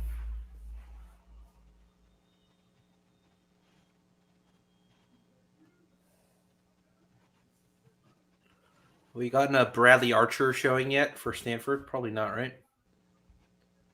What position does he play? There's a Bradley Archer. Yeah, he's the guy that committed to us, and then when Stanford offered, flipped to Stanford. Oh, well, see, when that happens, they're dead to me, so I eliminate them from my mind. And again, I pay zero attention to recruiting after the Toshpocalypse, so I have no idea who this individual is. It appears to be a tight end of some form. Yep. Can play defensive end or tight end. That has been a cursed position for us ever since Sonny eliminated it. The tight end? Yeah. Well, next year. Well, yeah, Mr. that's the thing. We've been saying next year about our True. recruits for a while now, and they keep dropping off the roster for various reasons. Thankfully, I don't think this time. I think Jermaine Terry's the real one for this one. Whatever happened Well, to McAllen Rob just Castles? jinxed Where us. did he transfer to? To who? McAllen Castles, where did he transfer UC to? Davis. They went to Davis. I But have no let it idea be if he's- known, Rob just put the Right for Cal live stream jinx on Jermaine Terry and his future at Cal. I hope he's not watching this. All right, passing down for Stanford. Oregon sends 4. Stanford begs for a flag. They don't get it. I think. I have a feeling Tanner McKeith's coming in for the next Stanford drive. Stanford's offense has been interesting because it's mostly been downfield deep balls and runs. Very few short passes. So you mean the Sean McVay offense that got them the Rams to the Super Bowl? run, play action deep pass. Run, play action deep pass. Yeah, I mean, not well for Stanford. It's more like run, 3rd and long deep pass. Wow, They can't even use play action because Oregon knows who's undefeated. Cincinnati? Yep. Believe Yeah. so. Wow. They beat SMU, right? Yeah, well, yeah, we did watch the SMU game, and they beat Houston today. I mean, they're legitimately good, not in a super interesting way, but them and BYU need to just schedule a game against each other, and then the winner can go to the playoffs. Ooh, what happened in the Michigan IU game today? So Michigan is fascinating because their entire defense is predicated on having cornerbacks who can play press man coverage, which is really hard. But if you can do it, it can just destroy opposing offenses because you can just send guys at the quarterback like crazy.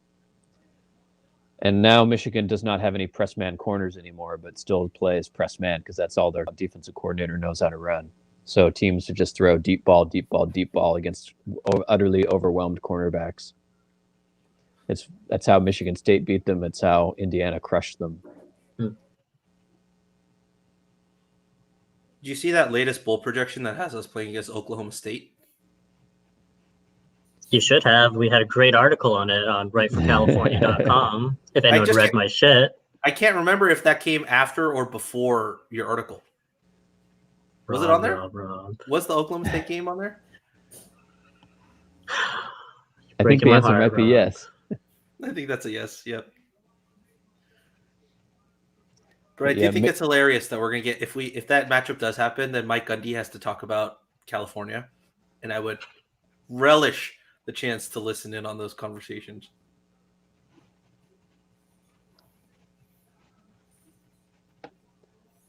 You suppose UCLA has found a way to turn the ball over during halftime? Wow, SMU dropped 47 tonight. Yeah, Michigan's defense right now would be like if you watch Sonny Dykes and if he screwed up wide receiver recruiting for 3 years. Like your entire system is predicated on having a certain type of player. And it's like, oops, I don't have him anymore. Now we're screwed. Oh man, is Tom Herman about to be fired? Oh no! Are you telling me Texas is not back? Texas is back this week. I mean, I don't know how proud they should be about a 4-point home win over West Virginia, but it's better than the alternative, which is a 4-point loss against West Virginia.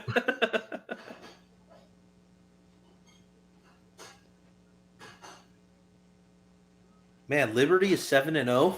What the hell? The question is is a bizarro win over West Virginia impress you or not? Or I'm sorry, not West Virginia, Virginia Tech. I think if you're 7 weeks into the season and you're undefeated, I think that counts for something. I mean, well, let's take a tour through the Liberty schedule. Stirring wins over. I mean, I guess they have a couple of okay teams, but there's a lot of junk. Western Kentucky, Florida International, North Alabama, Louisiana Monroe, Southern Miss, but they did win at Syracuse and at Virginia Tech. I guess what we can kind of establish is that they might be a middling ACC team. But then who deserves higher ranking? Is it Liberty or is it BYU? It's Coastal Carolina. They're undefeated too. You're getting into the analytical question of what's more impressive, beating a good team, an average team by a little, or absolutely steamrolling bad teams. Right. Although, to be fair, BYU was steamrolling bad teams until they faced Boise State, who is probably good, and they steamrolled them too. But they played BYU's Boise State's, I think, third-string quarterback. Is that right? They were down quarterbacks. Analyzing teams this year is just really hard. Yep. Meanwhile, and the thing is, I think BYU only has 2 more games on their schedule too. They're off 2 weeks. Like they have a game, they're off 2 weeks, and then they have their final game. Yeah, they should try to schedule a game against Cincinnati. Meanwhile, in JT Shuck analysis, he nearly airmails a 5-yard out that his receiver has to dive to catch. He's not really impressing me yet. Mm-mm. And he sat behind Herbert for 2 years. Oh, that might be a flag. Yep. I hate that rule because there's nothing you can do as a defender. So I'm guessing you're ahead of us. Was the flag on 1st and 10? Yes.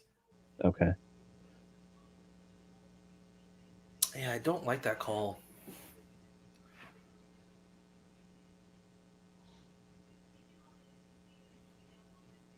Well, we have one person watching right now, so whoever it is, thank you for watching.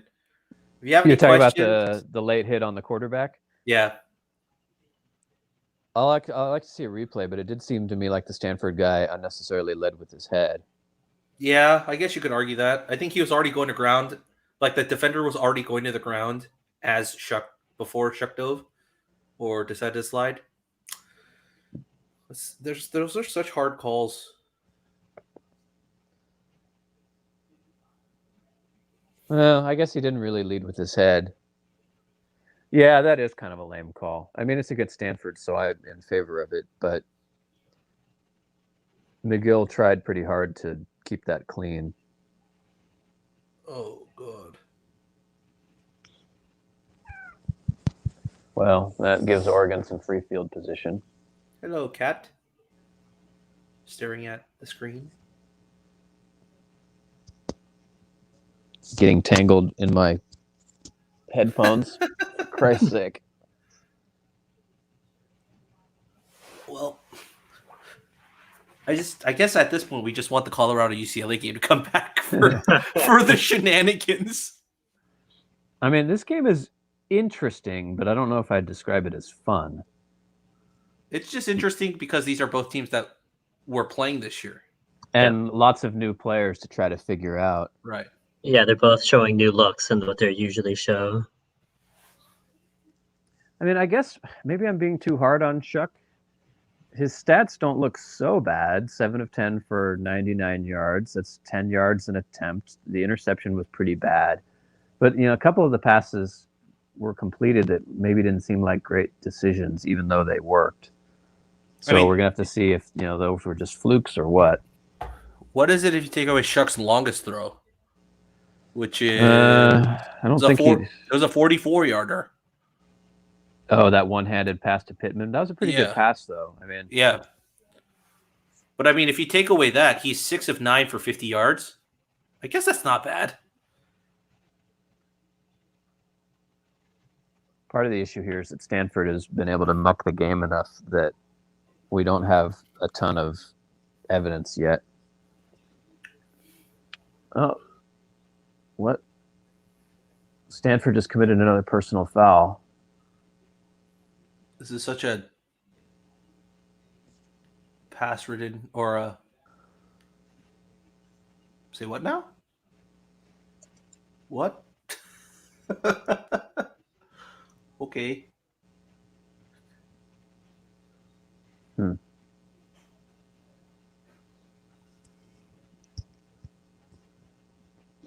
Oh, lordy. Well, that's something. His deep ball, his corner deep balls are pretty good looking. I mean, that one was a little bit underthrown, but it's wide receiver made a great adjustment. It's a pretty looking ball. Mm-hmm. That is for sure. It's got a nice spiral to it. It's a great play when you trust your wide receivers down the field, which seems like they do. Oh, somebody came unblocked on that first play.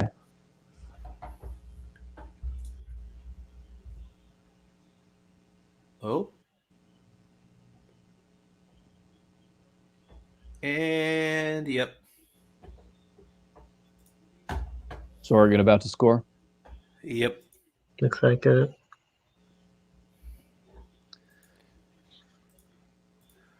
As we adjust this to... Let's see. I'm going to guess option to the left. Oh. I'll guess play action pass. Oh. Oh, it says... That was interesting. It was a zone read with a pop pass option.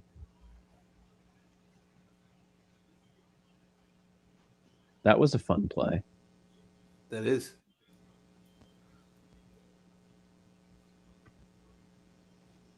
Is that the tight end? That's the first time where I've thought, like, Joe Moorhead did something particularly interesting. By the way, I just saw that Oregon had a lineman on the field with the last name Putasi.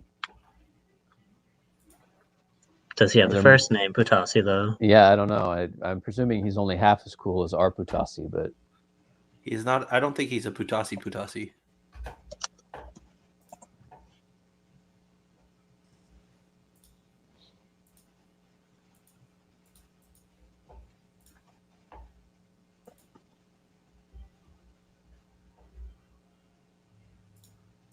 Oregon.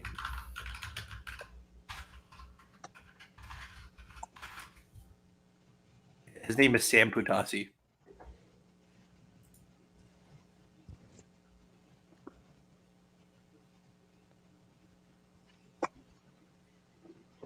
right. Is UCLA Colorado back yet?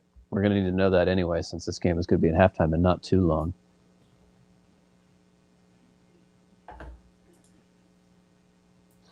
There are only so many teams that I would enjoy watching them when they're losing by 28 or whatever UCLA is losing by, but UCLA is definitely on that short list. So there might be a relation between Sam Putasi and Putasi Putasi. Putasi Putasi's bio. It says it's his uncle. Yeah, but it says that Greatwood coached him at Oregon in 2020. Yeah, because Putasi is a senior at 20. Which one is the uncle? To Oh, the no, other? no. It's Sam Putasi is a senior offensive lineman at Oregon in 2020. Does that make sense? Okay, Yeah. yes. Maybe Greatwood coached him in the past. Yes. Terrible sentence structure. Yes. Okay. Yeah. Okay. Got it. Nick, to answer your question, Oregon's Sam Putasi is the uncle. Huh. Okay. Which is awesome. It's like the whole Jeremiah Hawkins and Jalen Hawkins thing.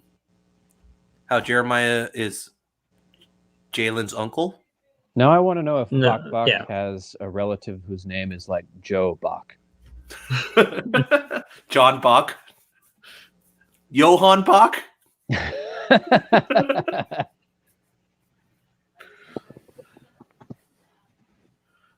I think I've peaked. I think that was my best pun joke of all time. I think it's over. We're signing off. I'm dropping the mic. I'm leaving. I think that. Sorry, this never became a mukbang, but we're ending it.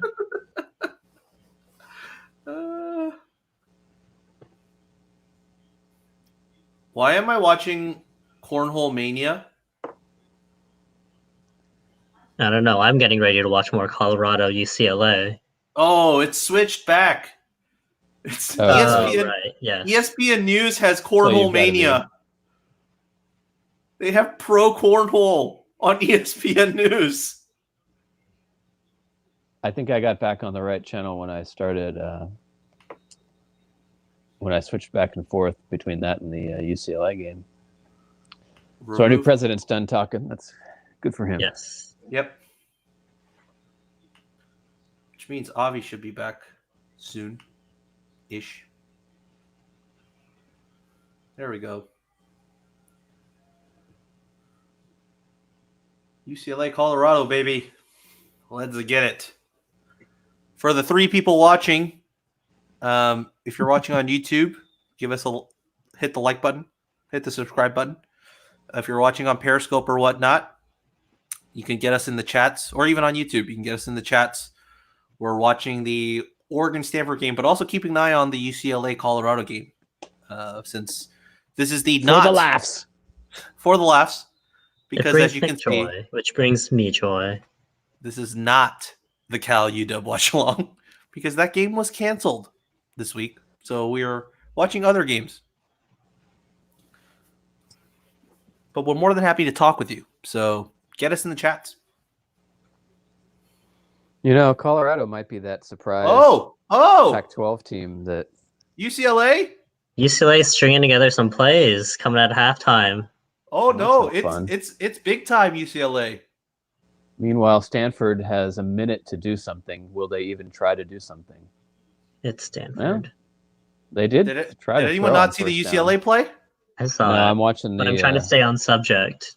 I'm trying to all be a good relevant. streamer.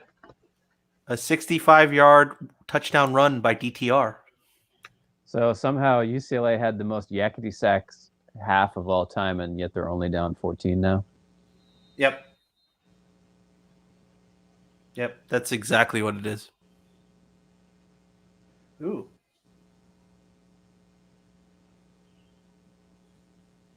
Well, that game just got somewhat interesting. That game already was interesting, just for very different reasons.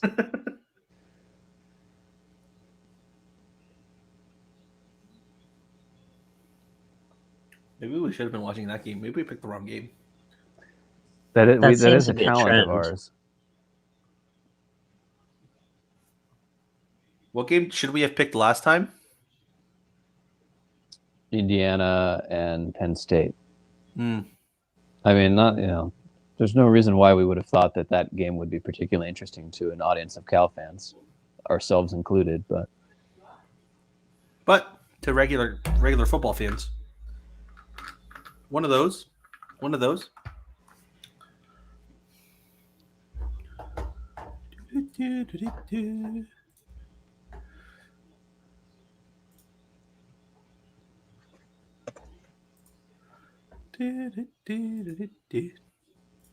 Oh, Stanford with the shocking draw play call on 2nd and 15. I'm going to let this half run out. Is Oregon going to try to call timeouts to maybe preserve time? It's looking like no. It's a definite no. They're just milking that clock. Classic Shaw. But Oregon's letting them. They've got 2 timeouts that they could theoretically use here. Chip Kelly, back when he was at Oregon, would have done something, but he's not at Oregon, and he wouldn't do it anymore, probably either.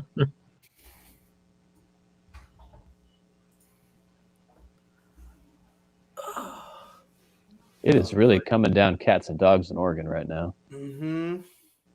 But it never All right. rains in Autzen. All right. The half is over. Oregon 14, Stanford 7. Which means we're going full screen on the We're UCLA officially a game. UCLA blog. Let's go. Come on, Colorado. Take the banner down because it's halftime.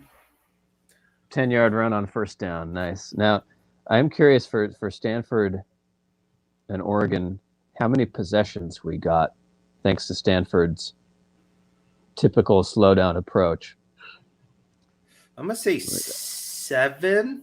1, 2, 3, 4, 5, 6, 7, Oh. 8. Oh.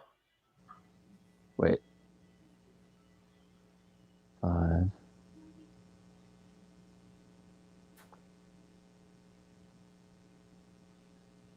Should I check the drive chart?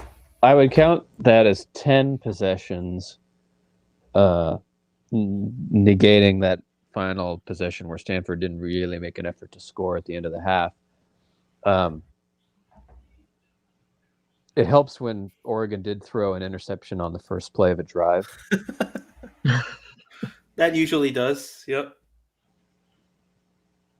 Which I'm sure will make the time of possession stats even goofier looking than usual for a Stanford game. Jarek Broussard, 3 touchdowns, 124 yards. Lordy. Well, for 3 people watching, now 2 people watching. No, last time. It's back to 3.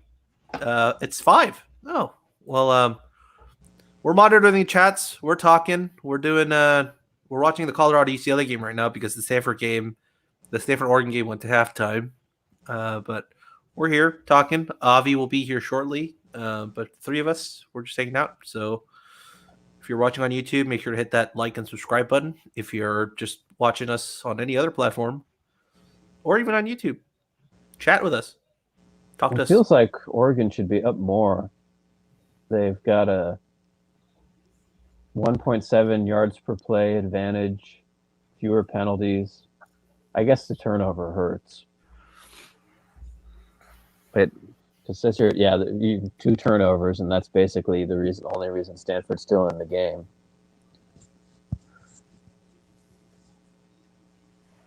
So I'm not really seeing any evidence that Stanford can win this game, but I'm seeing lots of evidence that they can make it look not embarrassing, which in many ways has been the post-peak Shaw ethos. Yep. Oh man, for more Colorado lulls, they blocked a field goal. Oh, They're trying to return it. You guys are well ahead of me. I'm watching the guy line up right now. I would tell you the player, but apparently he's just love.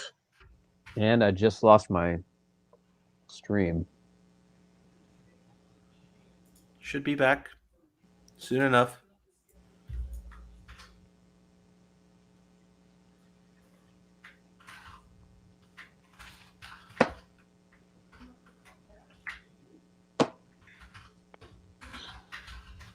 If UCLA were to somehow come back and win this game, this would be the third time that I have spent watching UCLA humiliate themselves in a first half and then unexpectedly redeem themselves in the second half.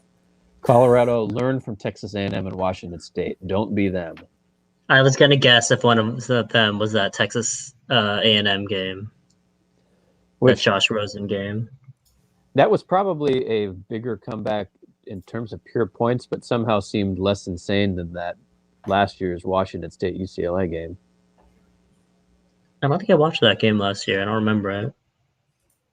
I remember it distinctly because it was the night after, or the evening after Cal beat Ole Miss in the morning on the road.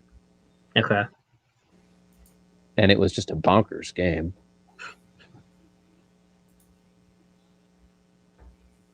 How do I allow? Huh.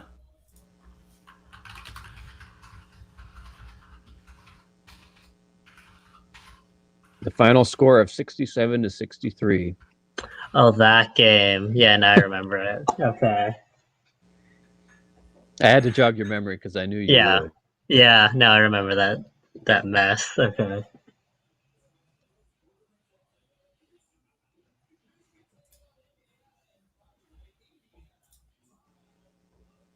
I love Cal football, but I think I may get more enjoyment of watching just absurd non-Cal Pac-12 games. Oh, of course. We're not fans because we get enjoyment out of watching Cal games. That's the very nature of what we do.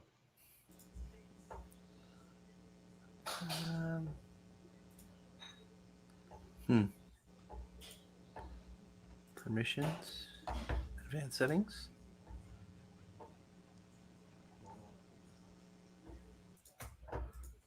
Trying to find where that setting is where I can allow embedded videos to be watched elsewhere.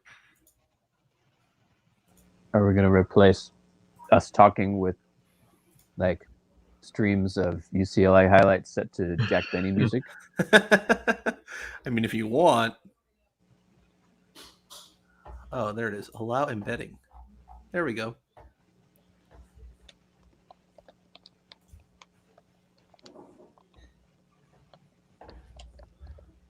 Sweet. Or it's because I tried to embed the video onto a thread on the website, and it wouldn't let me.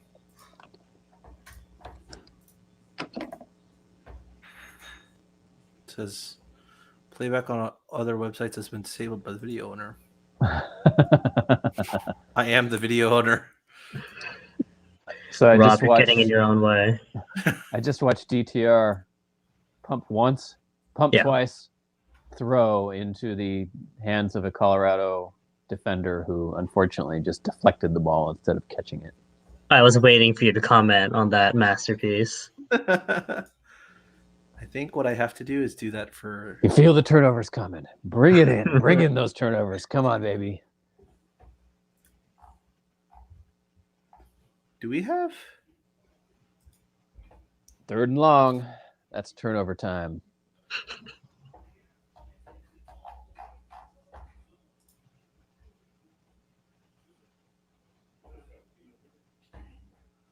I got to admit, I feel kind of bad for DTR. It's just, that's fair. It's a long time to be the starting quarterback at UCLA under a coach who lost his feel for the game 5 years ago. Is Colorado about to blow this? Oh, Avi's here. Oh, well, he just showed me wrong. DTR just made a crazy throw off of his back foot to his massive tight end. When he let that go, I thought interception the way he was leaning backwards, but yeah, this game is much more amusing through reading plays and actually watching it. All the derpiness is gone. They're actually looking semi-competent. Well, we might have missed, like I have high standards for UCLA tomfoolery, but even my standards were exceeded with the goofiness that we saw.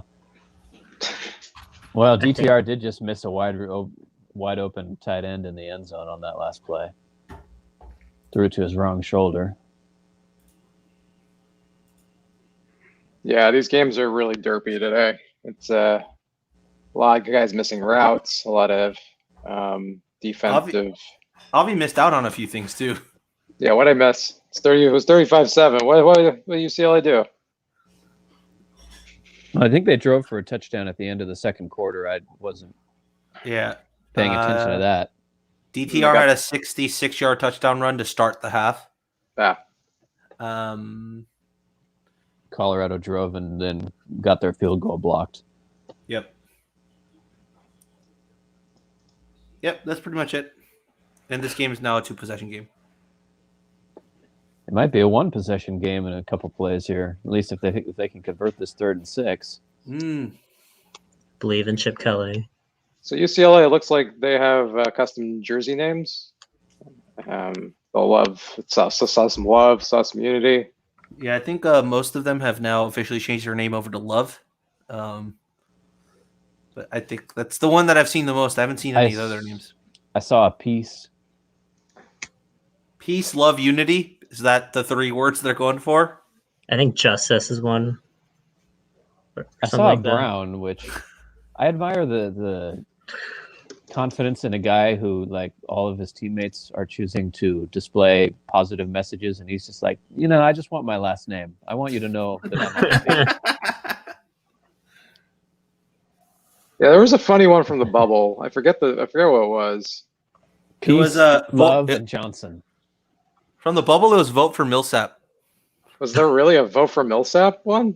So Paul Millsap had his jersey. He's the number 4, and the name goes under the number. And then his word that he chose was vote.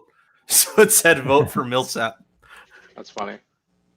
All right, there are 5 names that the Bruins can pick this year. Eat, pray, love. Yes. Eat, pray, and love.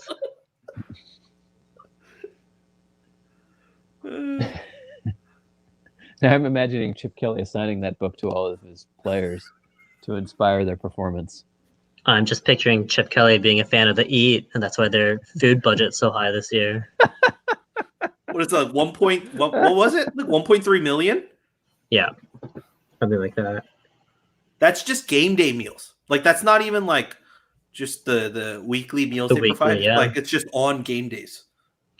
Chip's got to eat. When Chip gets hungry, Chip got to eat.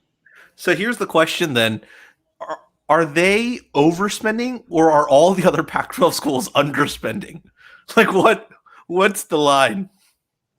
Clearly, we should all be spending UCLA numbers on foods. Yes, Chick-fil-A every meal, every day.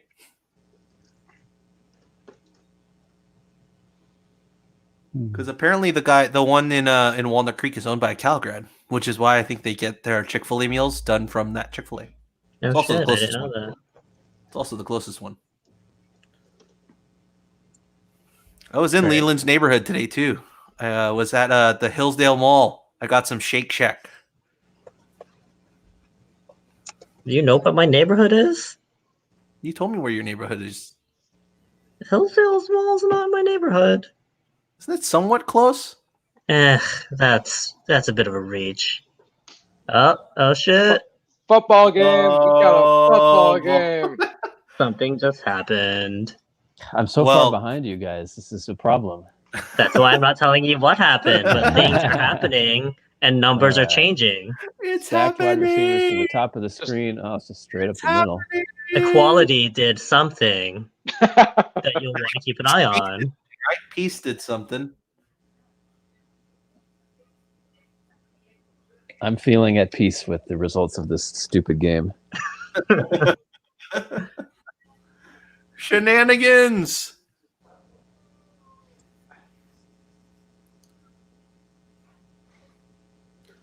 All right, I'm See gonna head now- out for a little bit. All right, we'll be here. All right, see you guys. So what do you guys think? Should we go the full night? That's what I was going to ask. Does this bring you optimism for late night shenanigans in the Oregon State Utah State game? I mean, Uh, as of already, I would say that Washington State and Oregon State would be doing well to be half as interesting as UCLA Colorado is already. But no Max Borghi, so a little less star power to a certain degree. We're gonna need to like review the ineligibles for all these teams if they even announce them. I am curious to see Oregon State's offense though. So I want to see Jonathan Smith's like offense in year 2 with After like losing some guys, yeah. a real freshman or like a. They said they love Tristan Gebbia and Gebbia. Is that how they say his name? Like they say his talent level is pretty good, more than 38-year-old Jake Luton, who is apparently starting this week for the Jacksonville Jaguars. what? Wow. Yeah, Gardner Minshew has broken fingers, so Jake Luton is the starting quarterback for the Jacksonville Jaguars this week. That tells me more about the NFL. Well, to be fair, Jake the Jaguars are. Well, let's just say the Jaguars are thankful that the New York Jets continue to exist. I think I don't the know 40 what's wrong with East Coast football over there.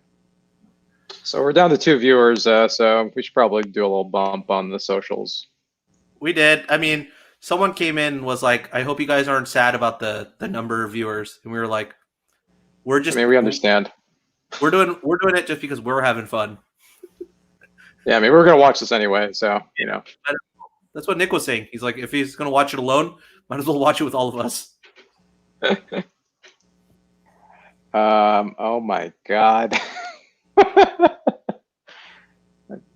UCLA tried to tackle a screenplay like 3 times. Am I ahead of you, Nick? You are ahead of me. But that's okay. I don't actually mind watching, knowing what's going to happen. It makes it easier to analyze in a way. Yeah, that was a nasty joke. I can come back a little bit. Oh, yeah, you're right. That was a good one. I think the funniest part was that offensive lineman telling him, like, no, you're supposed to go that way. It kind of pushed him off. Oh no. He's hurt. That dude's hurt. Yeah. That dude is. That looked painful. Painful to say the least. Oh, their quarterback? Yep. Oh, the defender. Yeah, because he kind of went headfirst into the side of Colorado's quarterback. That's actually a little scary. That could be a head or neck injury. Yeah, that was definitely a clumsy, like, kind of fall. Definitely unintentional. Yeah, I think they both slipped on the field too. So definitely nothing like. He's at least conscious and moving. So He's like super still though. Well, I'm here, but I'm gonna start eating dinner. I should probably order food since I don't think I'm going to be able to eat otherwise. Please do. What are you gonna order, Avi? This will be fun. We have to wait with you. I mean, I've eaten Thai basil the last God. couple of weeks. It's so cheap. It's like still $12. It's nothing. Can you get something else? I mean, I could. What's like the best Korean plate? What's like your Korean go-to? Depends on what you want. You want like something soupy? You want like barbecue? What do you want? Like something with rice. I mean, yeah, all of it. Soft. You want like soft tofu. You want like broth soup. You want barbecue with rice. Like, what do you want? What do you usually get when you order? That's what I'm saying. It depends on the restaurant. Like if I want like soft tofu, like I'll go to the soft tofu spot. If I want like soup, then I'll go to the soup, like the beef broth spot, the one that we went to last time. Yeah. If I want, I'll go to another place. Barbecue. maybe you want some bibimbap. Ooh. Barbecue probably Ogane, Gogi Ogane. time. Ogane or Gogi time are pretty solids. I feel dirty ordering from DoorDash after Prop 22 passed, but I'll be okay. Let's see what we got here. If anyone wants a view of what I'm eating, That's okay. Hmm. Oh, look at you with like bowls and utensils, Hmm. putting us to shame. Some perilla leaves, some Napa cabbage, and bean sprout soup, rice, fixins. Yummy, yummy. You know why? But I've always just gotten an extreme satisfaction over watching a train wreck, goofy Pac-12 game while, say, Clemson is playing Notre Dame. And it's not like out of a bit or something. It's just I just genuinely enjoy watching this goofiness more than two teams I don't care about. How is that game going? Clemson just kicked a field goal to climb within 7 in the third quarter. That's actually the game Twist and Hook invited me to watch with him, and I was like, "There's an Oregon Stanford game." He was like, "Meh." So I don't think he knew that game was actually happening. Did he know that any game was happening other than that there people would be watching with him? I guess so. He does tend to have obscure South Carolina related knowledge from time to time. I guess he is a Clemson fan at this point. I think we just got a roughing the passer call on UCLA. Yeah, isn't he best friends with Dabo? Maybe. That tracks.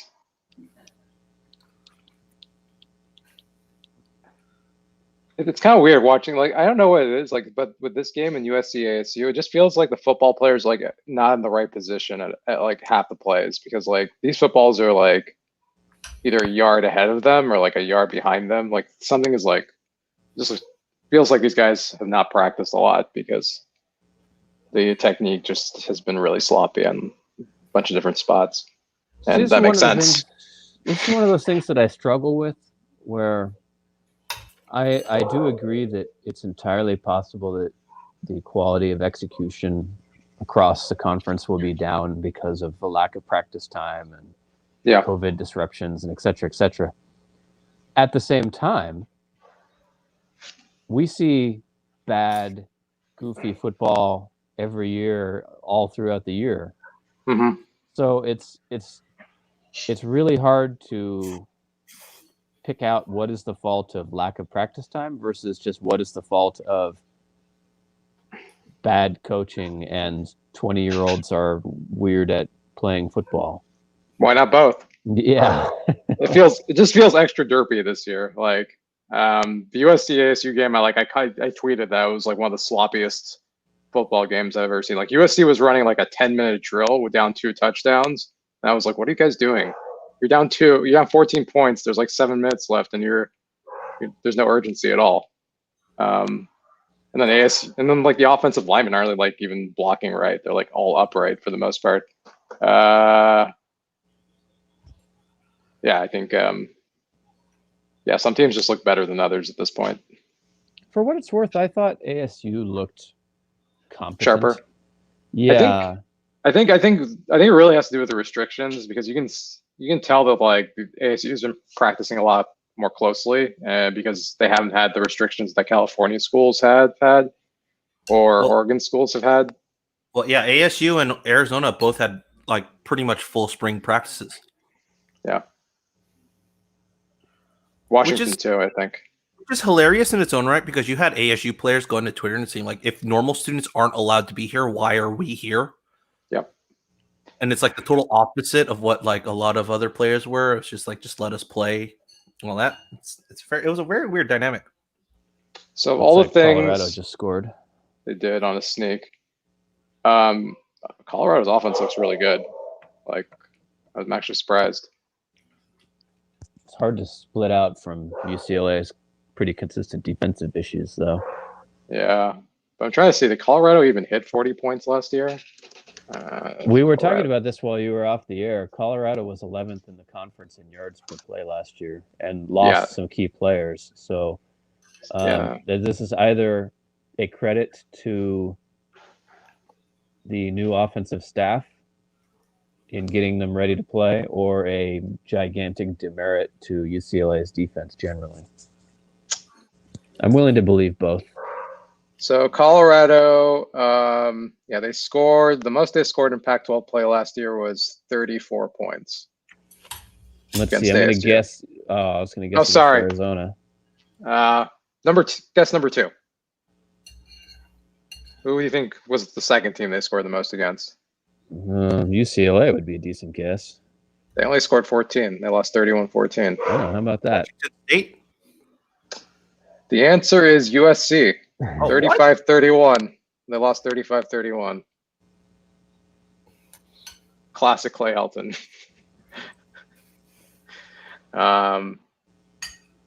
After that, they scored 30 against Arizona, and then they didn't hit 20 points in the rest of their games. In conference play, they beat Nebraska 34-31. All right. Fun question for the guys. What time will the Arizona State game be next week? Like, what do you predict the game time? Has that not been? It's not been announced. They gave it the 6-day window. Why would they give? Where are the games next week? I will get you that and read it out to you. I would assume that we're Pac-12 after dark after Arizona State lost. I was imagining that they were thinking like, well, if Cal and Arizona State won, maybe we want to hold on to this game and make it noon or a 4 o'clock start. But with Arizona State losing and us not having played, I would be willing to bet a decent sum of money that it's going to be 7 o'clock, 7:30 start. Well, here you go. Friday night, 7:30, FS1, Utah, UCLA. Then you have the only other scheduled game that day is Colorado Stanford at 12:30. Then the other 4 games that you have left is Cal Arizona State, Oregon at Washington State, USC at Arizona, and Oregon State at Washington. I think Oregon State and Washington's been scheduled. It's a 10 o'clock game or 7 o'clock. On Fox? Yeah. 8 o'clock. It's a Pac-12 after dark game, 8 o'clock local time. Maybe we will get a noon start then. Seems to me that what you would want to do is play 2 games at noon, 2 games at 4, and 2 games at 7. We actually might end up getting that 4:30 primetime slot on ABC. We might get this Oregon slot. You think they'd put USC or Oregon there? But you think they would get the USC Arizona game over? No, Wisconsin, Michigan's the ABC game. At 4:30? Yes, Wisconsin, Michigan, which is hilarious because Michigan is god awful. And Wisconsin's had multiple games canceled. And, right, and that game is not actually I don't think they've actually confirmed that game is being played yet. Yeah. Well, they said Washington or Wisconsin players took to practice today. Yeah, Michigan might want to go out to some bars and to make sure that they can't play. Yeah, just that's actually an interesting strategy. If coaches who are on the ropes must be can't lose if we can't play. Yeah. What's a team that's started Penn State. Penn State could use that after getting blown out by Maryland today. When did Penn State and Michigan play? That could be a fun disaster of a game. Oregon. Couple weeks. Oh, are we back? We're back. Oregon. Geez. I'll switch over. Oh man. That happened quick. Nope. There's a flag on the play. And I don't think he was in bounds. Nope. Doesn't look like it. Well, unless they call the leg drag. Oh, the foot I think drag? they're going to call pass interference on Stanford anyway. But if his foot hits the ground, oh god, that's close. I don't think he had possession before he hit out of bounds. But I think they're going to get the PI because the Stanford guy whacked him in the head in the process. Well, the call on the field was a touchdown and a PI. That's okay. Well, I guess I won't update the score just yet. But yeah, so I think he was out of bounds before he caught the ball. All right. So we're thinking the noon game or the 7:30 kickoff for Arizona State next week? Yeah, I think so ESPN doesn't have any night games scheduled. Cal ASU is probably the most attractive game of this. Well, Oregon, if they win today, will probably be the game they'll put will be the first pick. Are they doing? Washington State could very well be 1-0 too. Are they doing a 9 a.m. game on Fox again? That's a good All question. 9, I think all 9 a.m. games have already been scheduled, Wow. if I'm not mistaken. Because there's no 9 a.m. Fox game next week. Yeah, 9 a.m. There's no 9 a.m. game every week. Got it. Okay. Good question. I think Fox. Yeah, I think Fox will probably pick Oregon Wazoo for the afternoon game. Yeah, I think we might be the night game. I honestly think we might be the night game. Yeah, Oregon Wazoo is probably going to be the Fox primetime game because I think Fox has this week's selection for Pac-12 primetime. And then USC Arizona and Cal Arizona State are both evening games. Which I don't mind. Yeah. Yeah, I'm just looking at like ESPN is booked for the afternoon. Because of the Yeah, yes. Well, yeah, so ABC, so next week they have ESPN, they have Colorado Stanford, ESPN2, they have ESPNU, Memphis Navy, ESPN's Texas A&M TNC. I guess ABC is like an afternoon game, so that's probably the USC game. They'll probably play USC Arizona at that time slot. So they'll pick USC Arizona or Oregon Washington State. I mean, those are the two marquee teams, so those will get the first two slots. Like if USC had lost today, we might have gotten Cal ASU, but Wait, we could end up being on ESPNU, right? what's that? Couldn't we end up being on ESPNU? ESPNU games, yeah, it could happen. I would hope not. Which I sucks. think, Yeah, that's confusing. but there's no ESPN game or ESPN2 game scheduled for After Dark, so those slots are open. Yes, yeah. So I think they'll put Cal ASU there. They'll put USC Arizona in the afternoon game. UCLA has scored again. It's 42-35. This game is metal. This game is totally nonsense now. And we have a question. Drew asks what your thoughts are on Tyler. I forgot his name. Hey, Drew. Chuck, apparently. Chuck. Is that how you pronounce it? That's what Rob and Leland told me earlier. Doesn't Okay. I want to pronounce it like Shaw? No. Maybe Dutch style or something. He seems Puddles! fine. Hey, Puddles. Puddles is on the TV. Did Oregon just score? Yes, it did. Yeah. That's some brilliant stuff. A Puddles cam. Well, he's just sitting on his couch on. So I'm gonna have to relook up the Shuck stats. Well, I guess they just made the inevitable. So he's 11 for 14 for 158 yards, a touchdown and a pick. I mean, objectively, those are pretty great stats. That's like 11 yards an attempt. The pick was pretty bad. That was a pretty bad decision, and he's made a couple other throws that could have been picked. But I felt like he started off shaky, but he's been getting better as the game goes along. Mm-hmm. And he's made a couple of he's made a couple of nice sideline deep throws. Right. He's almost been better on the tougher throws than he has on some of the easier, shorter routes. Drew is saying it's Tyler Shook. Shuck? Shuck. Tyler Shuck. Yep. Like Nice. an oyster shuck.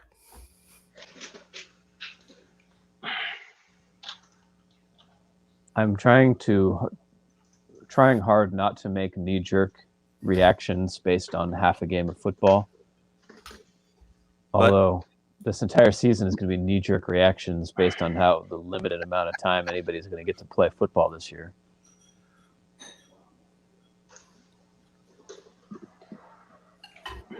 Your guess is as good as mine.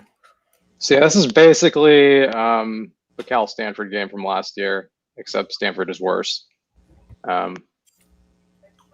Stanford scores off like an early Oregon mistake, and then looks like they've done nothing since then.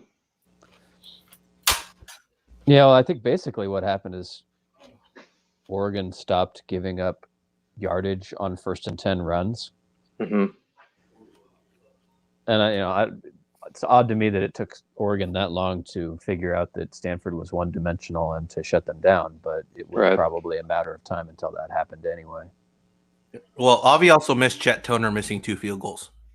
That was also like the Cal Oregon game last year.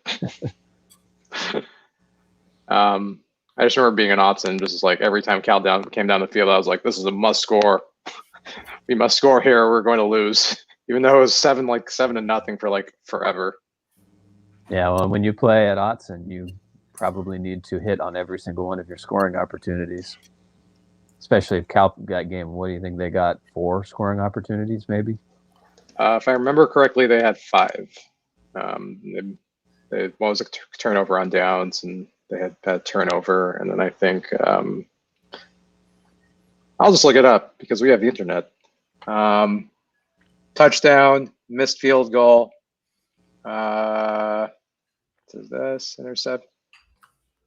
Yeah, they had like the ball at like the 35-yard line before halftime. And then Thibodeau got a sack, and they were out of field goal range. Missed field goal at the end of the game. So yeah, they had 4 opportunities.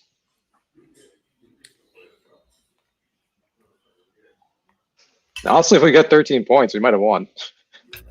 Yeah.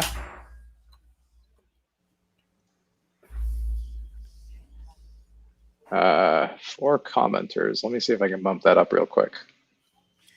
What? I'm just gonna drop a tweet. Drop it.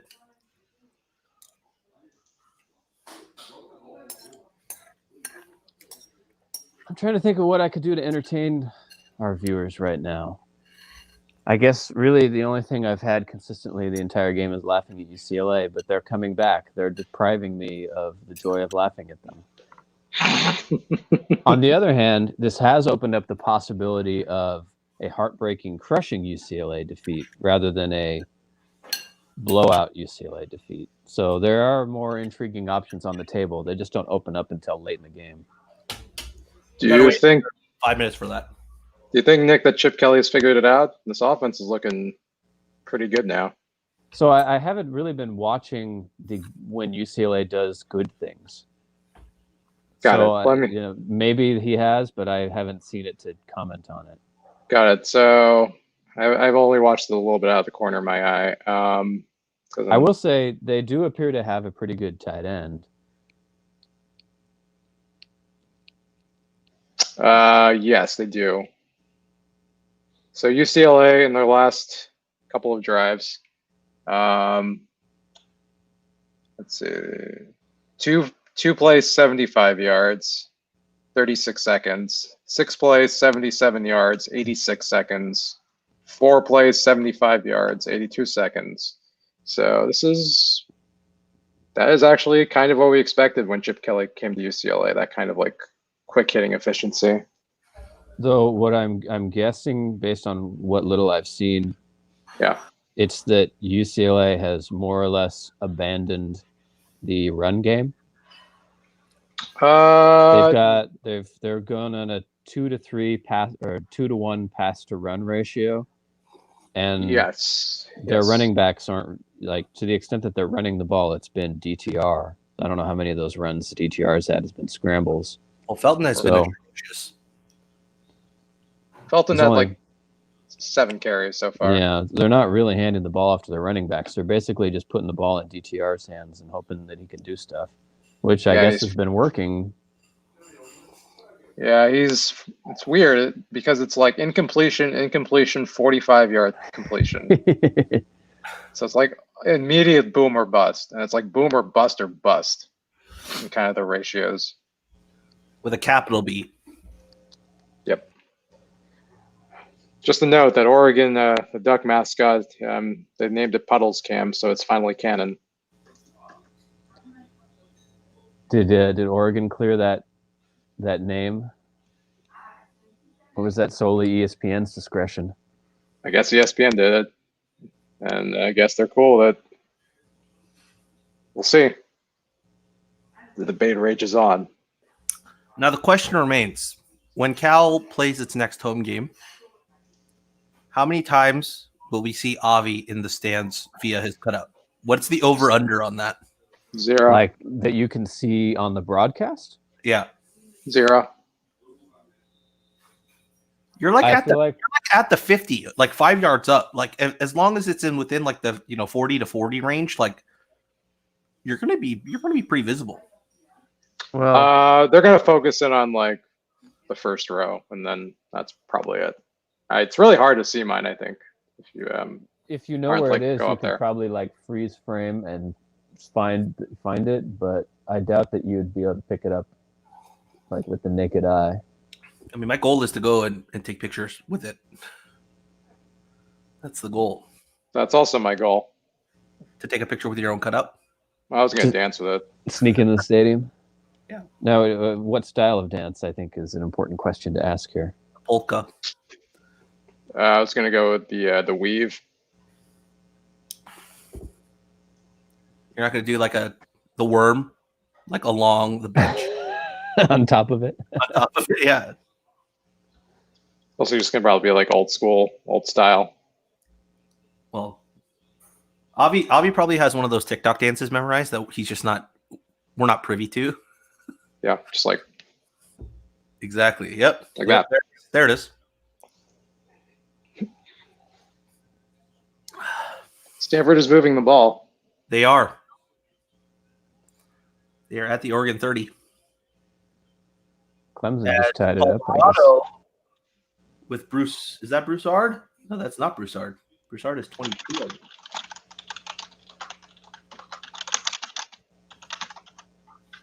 Big 3rd and 12 here for Colorado to try to keep the drive going or punt it to UCLA. But And they convert it. oh, it is Broussard. Broussard is 23. Sorry, my computer started yelling at me. Why is it yelling at you? The highlights just auto played.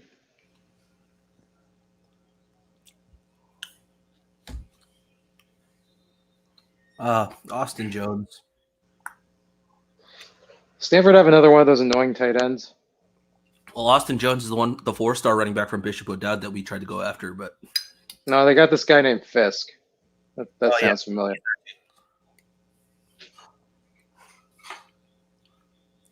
He's the kid from Davis, right? I think so. It's him and it's the two wide receiver threats are him and Fehoko. Fisk one really annoys me from being from Davis.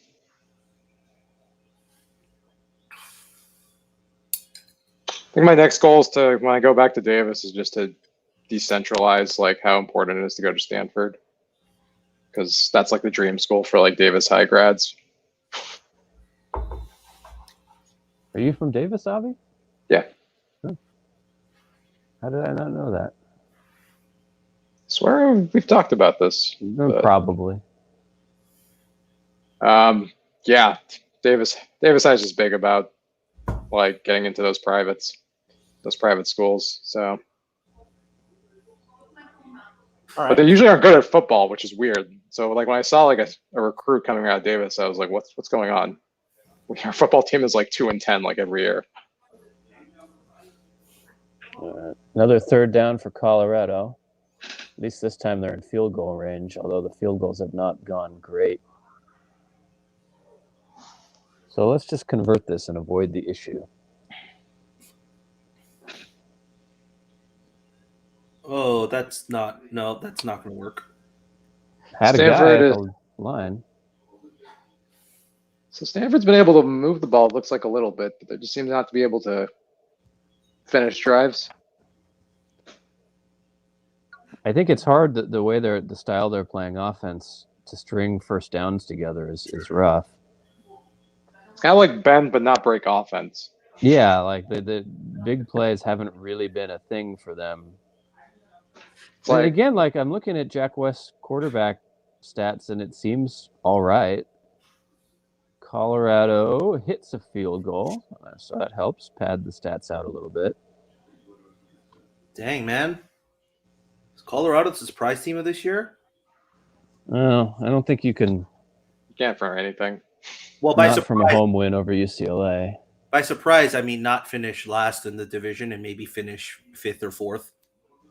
I feel like you can throw UCLA, Colorado, and Arizona into the bin of teams that are probably bad and But someone no, has you to know, end up above them. David Shaw, what are you doing? You're down 14. What are you doing? Oh boy! Oh no! Oh my God! Jet Toner, first team all conference, Pac-12 Oh my field God. goal kicker.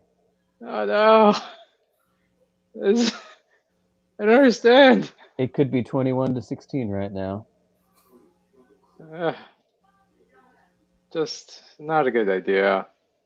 Like, What was so that was 4th and 6. Did he kick that on? Well, as I said, every kick he's getting closer to getting within the uprights. Well, that just means that there's a doink in our future. He went wide right, then he went short left, and he went a little right. So what's the next one? Is it the doink off the left? You hate to see it. To what extent is I don't know if it's still torrentially raining there, but is that which would Maybe. only call into question why he's kicking field goals? Maybe he might be overcompensating for what he thinks is like slippery. And of Could course, be. Rainy doesn't mean windy necessarily. I think Shaw's just trying to get points because they haven't gotten any points, but they're down 14 and Oregon's going to score again at least once, you feel. So I don't really get that decision. They're going to be down 3 scores. UCLA just hit on a screen pass to get to midfield on the first play of their next drive, and they are now entering the 4th quarter. This game could be 45-42 very quickly. It's gonna be that game definitely like hit the over real quick. Like they severely underestimated the over under on this game.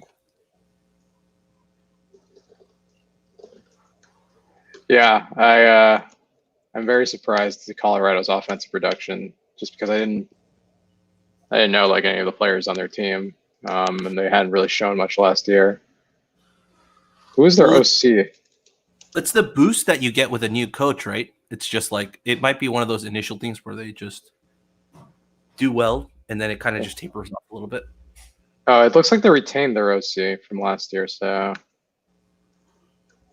interesting because he wasn't that good last year. Chiaverini. Continuity. I guess. Yeah, he's been their That's weird. He's been their offensive coordinator since 2016. So that means he was the OC for McIntyre. He was also the OC for Tucker, and now he's the OC for Durrell. So he's just survived 3 Colorado head coaching changes. 3 or 2? 2. All right, but 2. 3 coaches. So that's like really unusual. Like, can't think of the last time a Cal coach. I guess Ron Gould here, but like that's like the last coach that's been like on multiple coaching staffs. Yeah, this is probably an unfair statistical comparison here, but I think it's worth pointing out that Stanford is averaging 7.6 yards per pass attempt and 4.1 yards per rush attempt, and yet have run the ball twice as much as they passed the ball. Stanford? Mm-hmm. Shaw going to Shaw. Yeah. To be fair, if it's probably fair to point out that putting the ball in the hands of 2 entirely green quarterbacks to win you the game is maybe not the best idea, but I don't think running the ball is doing them any favors either. This really feels like, I don't think Shaw thinks he's going to win this game. He's just trying to like keep it respectable. At this point, like it's 21-7. I don't see the Stanford offense like putting together 2 more touchdown drives. It's more like getting the reps in. Well, if Jet Toner had shown up today, maybe they would be ready. Yeah, for this game, it's true. Yeah, I mean the strategy itself works in bulk. It's just like, at this point you kind of have to take more risks.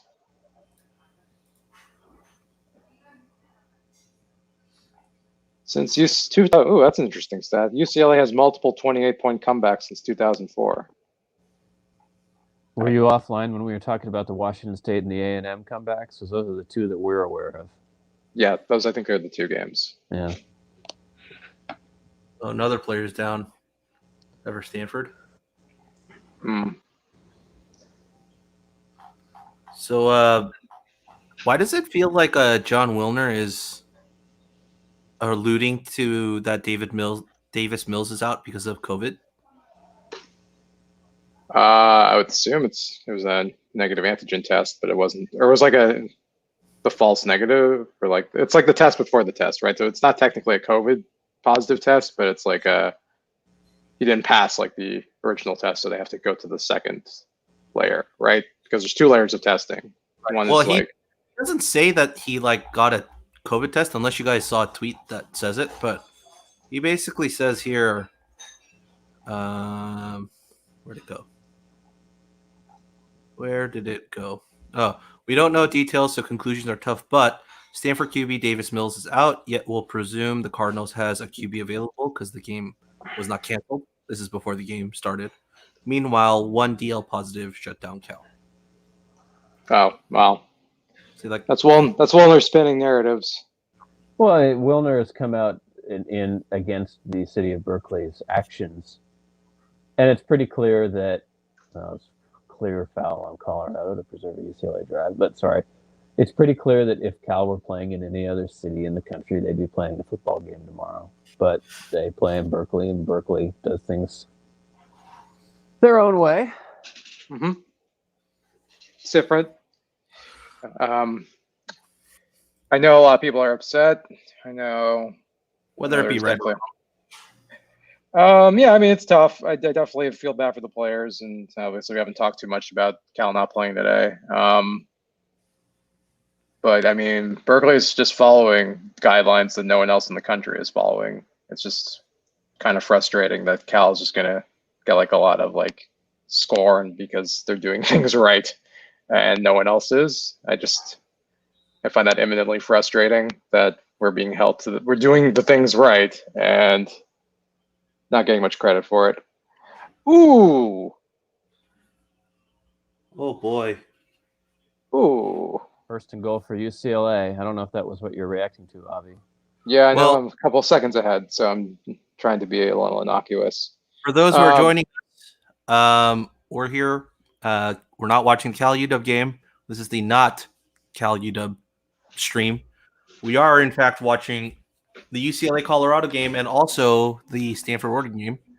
So if you want to chat with us about those games or about Cal stuff, we're monitoring the chats. Get at us. We'll answer questions. We'll have some fun. We'll talk. And Yeah, then please ask any questions you have about Cal, about the Pac-12. We're here. We're happy to answer and talk. And yeah, just chat about the games too. Happy to talk more about what we've seen.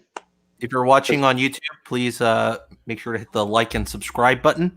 If you're watching on Periscope, you can send us a few hearts if you want, or you can switch over to YouTube and give us the like and subscribe there. Same with Facebook. Same with Facebook and same with Twitch. Whatever you want to do, we are here for you folks. So I don't think we're on Grindr though. We're not. We are not on Grindr. We have that's aspirational.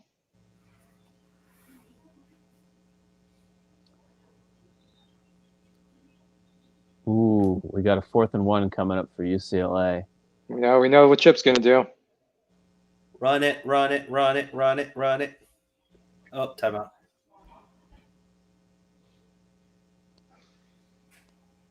I cannot describe how weird it is to see Carl Durrell again.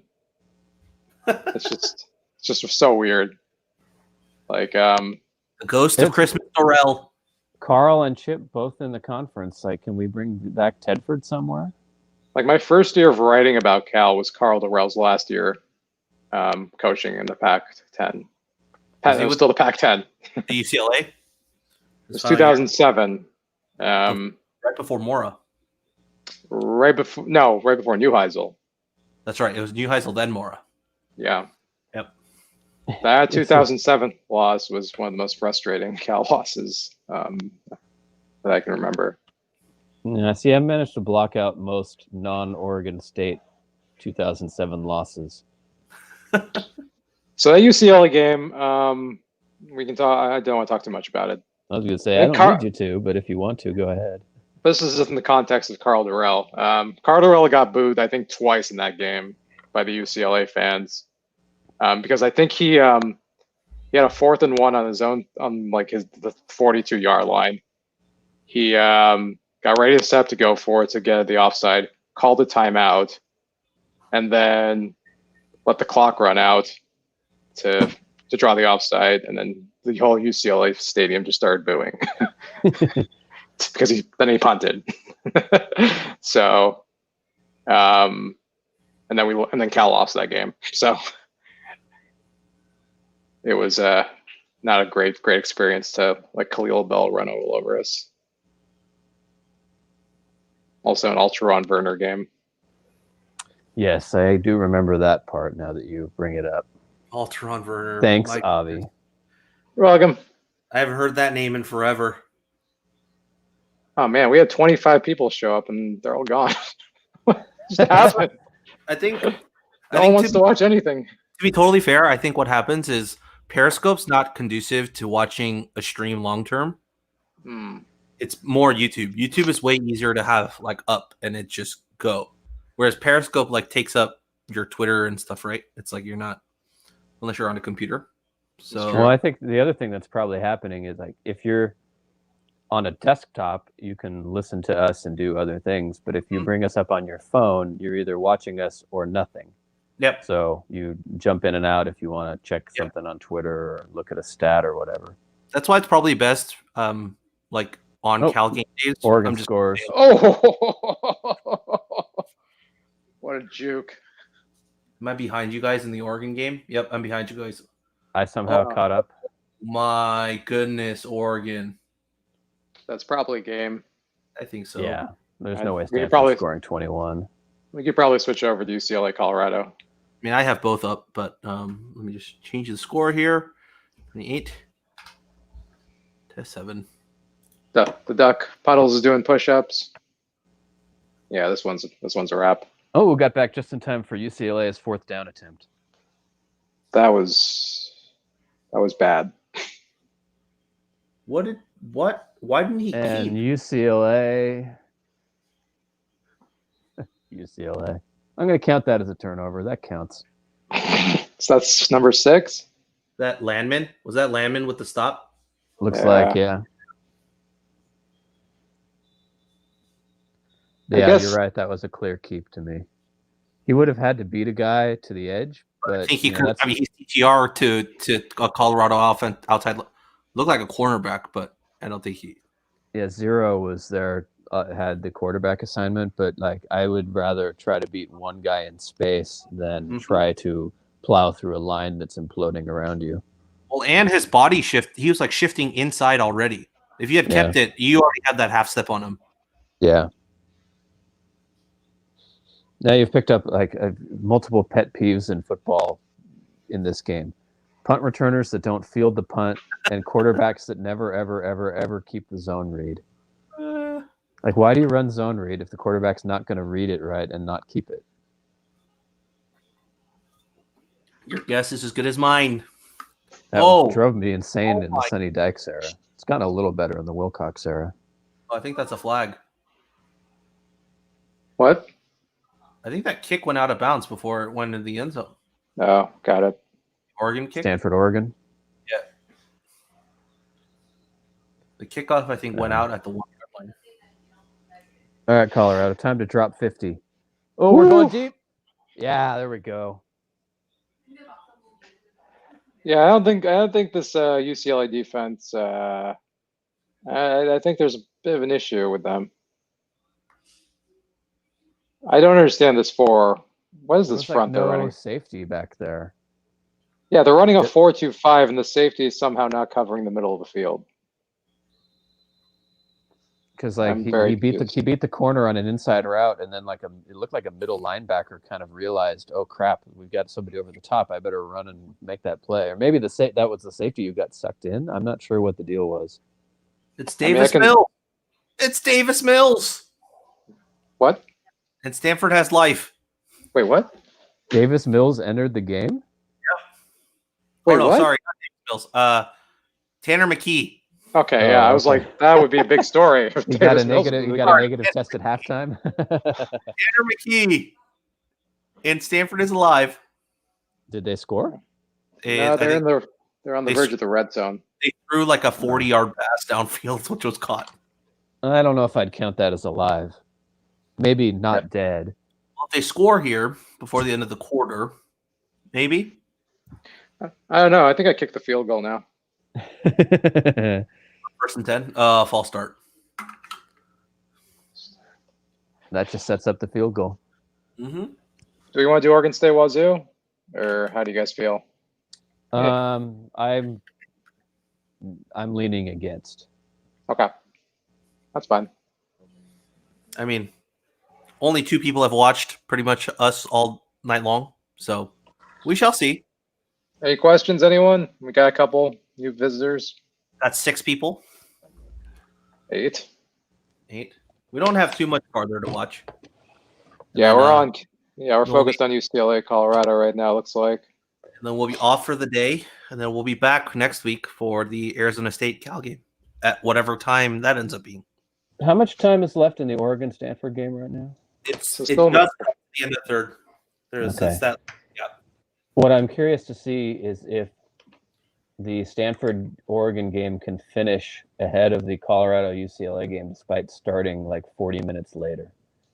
I think if Stanford just kind of gives up on trying to win and Oregon also just runs the ball a lot, I think they could pull it off and that we could have Stanford, just speed up our lives very, very much so.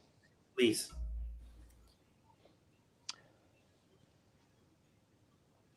Hello. Amber. Avi says hi. Hello. You nearly got the USC game. Well done. Oh, I need to lean back and be super lazy. The best part Yeah, about we're being not on gonna- stream, No. be lazy. My dream of lying down and doing nothing and watching hours of questionable quality Pac-12 football have come true. I'm so happy. Yeah, I feel like we're like the only like 5 people who have like committed to this. It's been really quiet on Pac-12 Twitter today. There's bigger things to worry about. Well, honestly, like the Pac-12 tends to get attention when we get to 7:00 and all the non-Pac-12 games end. That's true. I guess everyone's focused on Notre Dame and Clemson right now. Seems like Notre Dame just fumbled at the goal line. So It seems like a game that Notre Dame will find a way to blow. it is currently tied. So they're on pace. Buy me a diamond bracelet. Meanwhile, the Zales ads are working on my wife.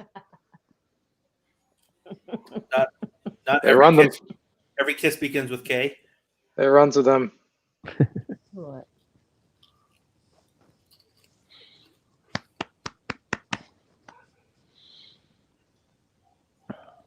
San Jose State is 3-0.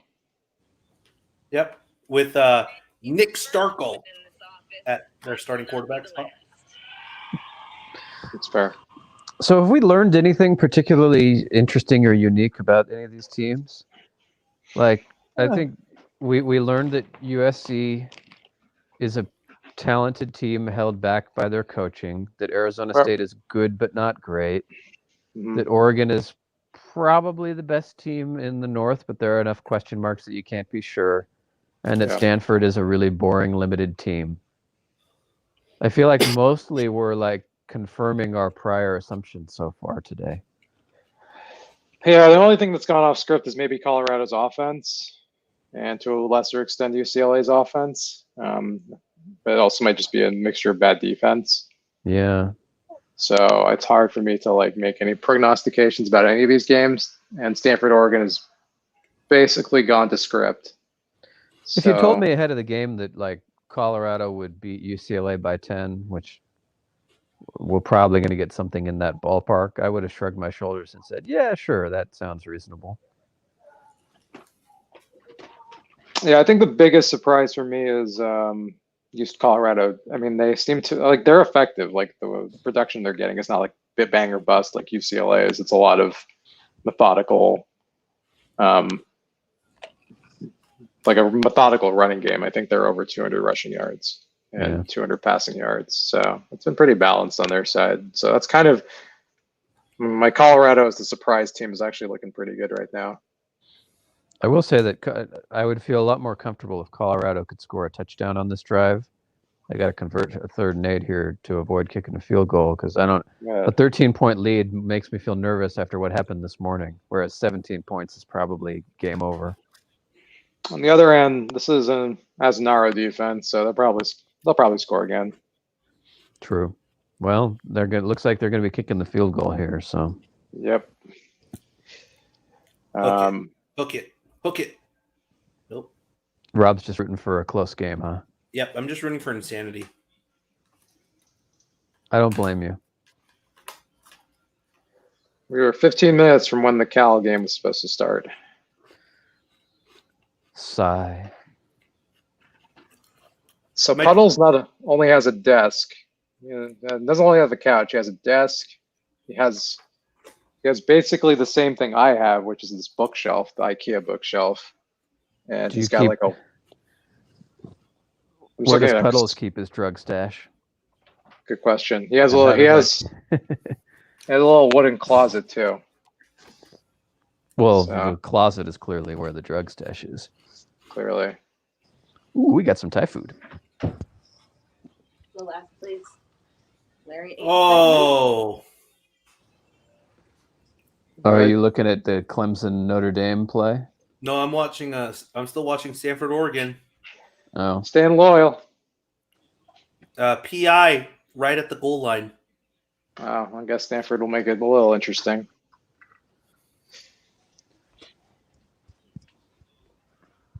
I mean, in college, it's not a spot foul, so it's just a 15-yard penalty. Oh my God. Forgot the bread.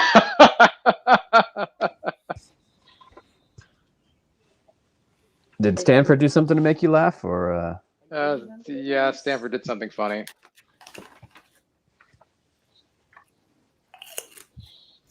Rob, am I behind you or ahead of you? No.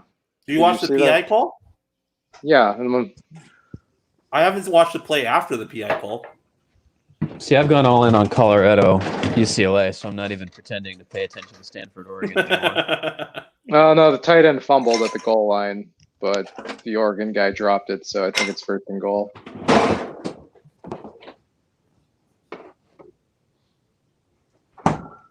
I don't think this is helping. I guess the only thing to note is I don't think this is helping the Pac-12's playoff chances. Oregon's probably still got a chance. We can talk through that. Yeah. All right. Let's presume that Fansville. A Pac-12 team, yes. A Pac-12 team would have to go undefeated to make the playoffs, right? Right. Okay. So USC is still undefeated. I would say that USC beating Arizona State is a step in the right direction.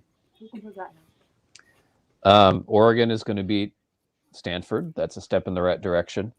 Yep. I don't really buy FPI as a rating mechanism, but they did. I forgot my bowl, but they saw Stanford as an actual threat to Oregon. So Oregon taking that win. The best path for the Pac-12 to make the playoffs is Stanford and USC meeting in the championship game undefeated. Oregon and USC. And Pac-12 analyst Amber. Yeah. My wife will definitely check me. So I would say today was a big success for the Pac-12 making the playoffs, in that the two teams that they need to stay undefeated won potentially risky games. So my question now becomes, if Cal goes 5-0 or Washington goes 5-0, and let's say Oregon ends up 5-1, we win. We are above them. We're above them, I think so, because we haven't or lost. does the tiebreaker go to that thing about COVID? How you needed to play a game?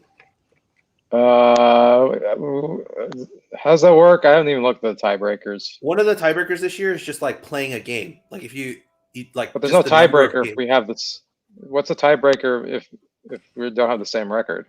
It's not a tiebreaker necessarily. It's just by win percentage. So if Yeah, we we went still have the higher if we win went percentage. 5-0 and Oregon went 5-1. we would have won anyway, even if we. I mean, had that yeah, we extra beat game and Oregon. lost. Yeah, we beat Oregon, right? That's the only way that scenario is possible. Right. So we'd be ahead of them. There's no way Oregon could be ahead of us Despite playing one fewer game. because we're 5-0. Because We're the 5-0. win percentage. Yeah, if I win percentage, we're 100%. They're 83%, and we have the win over Oregon. So I don't know why Oregon would be ranked over us. Yeah. We I would was have. just We confused. would I have was the just best win. confused. Yeah, I was just confused because we're already a game down. Yeah, if it was like So- 2-0, if we don't play for the rest of the month and then we beat Oregon, then yeah, I could see people being like, this makes no sense. But Nick, you're muted. Clearly, the strategy is to get enough people sick before the Oregon game to have to cancel that game, win all the other games, and then just hope that Oregon loses to somebody. Washington. And then we're golden. There's a targeting Maybe. call in the Stanford-Oregon game. I'm not sure what. That's a pretty weak targeting. I don't think that's going to go anywhere. UCLA is facing a 2nd and 19. So Colorado's defense is also a 4. Oh no, it looks like they have a 4-3. Ooh, jeez. You saw DTR? Yeah. Nice play from DTR. Well, he kind of ran into the. That's how DTR got hurt last year, kind of like doing these weird things in open field. McKinley III is disqualified for the game for targeting. That really surprises me. He didn't really go for the head. So yeah, I don't know how I feel about that. Doesn't really make a difference at this point, but yeah, I didn't agree with that targeting call. Tanner McKee tried to throw a fade, and he overshot his receiver. Stanford attempts to fade all the time, and they're never close on them. Meanwhile, UCLA managed to convert a 3rd down, so they're still alive here somehow. Yeah, it was justice this time, but he got hurt. For those who are joining us, we have a bit of influx of people watching. We're watching to wrap up the stream in a little bit when the Oregon Stanford game and the UCLA Colorado game finish. But we're still here till then. So if you want to chat with us, talk with us, just message it in the chats, and we're more than happy to talk. Oregon had got a defensive delay of game, which is something I've never seen. What's a defensive delay of game? Is that when they're like barking at the line and confuse the line with signals? I guess so. I'm so confused. By the way, DTR just took a sack, so UCLA is again going to have to convert from 2nd and 3rd and long, probably.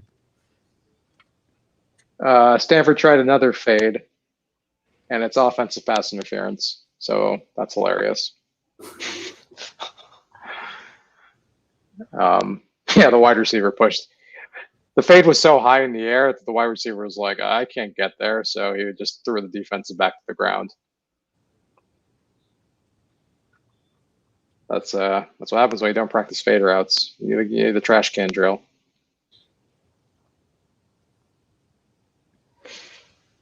It is 48-35 Colorado. And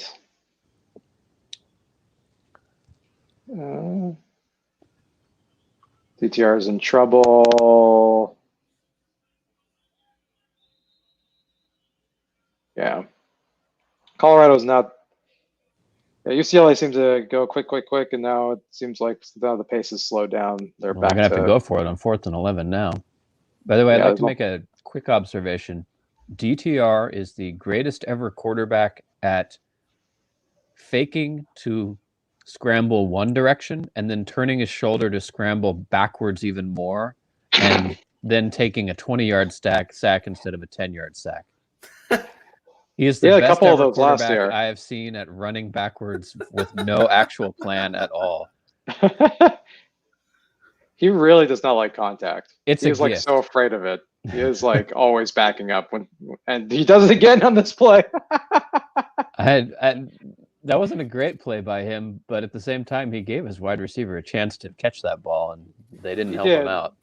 Yeah, but he was also Well. like does this weird thing with his body where it's like he anticipates the sack coming, so his like as he's throwing, like his torso is like going backwards. If he had He's stepped done that into a couple that throw, plays. he might have lost an ankle. Yeah. I mean, he definitely got it off, but it is kind of you have to get that ball out a little bit quicker. Stanford has to waste their second time out. Yeah, I don't think my opinion has changed much on Stanford this year, even though they have put up a little bit more of a fight than I thought. I do think Oregon has kind of not played great, but I can take a look at this. I haven't looked at their numbers too closely since I missed most of the first half.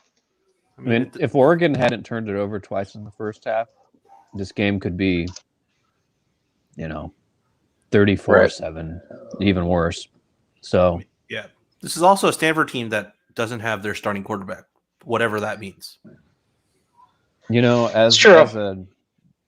I talked to earlier about how I take pride in watching these crummy games over, say, Notre Dame, Clemson. But with both of these games essentially decided right now and Notre Dame, Clemson tied, I got to admit, I think I might have to switch over.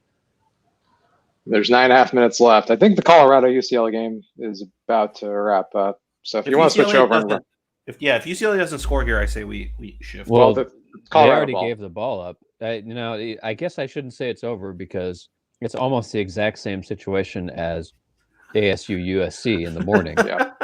Colorado has the ball in the fourth quarter with 5 minutes left in the 13-point lead. It takes real guts to blow a lead like that. Right. But, It's possible. that's why you play the game. Or that's why you play to win the game. What was the Herm line? You play to win the game. Thank you. You win the play. He did not play to win the game today. He did not. So looking at Oregon's schedule, they play at Wazoo. They have UCLA at home on a Friday night. Civil War against Oregon State. Then they play Cal. And then they play Washington. Correction. What was formerly known as the Civil War. Oh, right. Yeah, they changed the name. What are they called now? They don't have a name yet. Okay. All right, thank you for correction. I forgot about that. Which it's a weird thing because I'm like, it's a rivalry game. I don't see a big issue with it being called Civil War, but I guess there are. It always struck me as odd just because it's Oregon and the West Coast, Yeah. But like the Apple Cup makes sense. R's the big game. It's like it's just historic. Like is there a name for the LA game? Is there an official moniker for they it? call it Battle for LA. Apparently, there's some bell that they win, so they Like whatever the victory name of that. Yeah, the victory. They call it the Battle for the Victory Bell. It never really caught on as a name though, so I don't know. Maybe a USC or UCLA fan might have a better answer than I do. Okay, I don't know what David Shaw is doing. He's attempting a field goal down 28-7. Oh yes, yes, I am a big fan of sad field goals. I got to change over.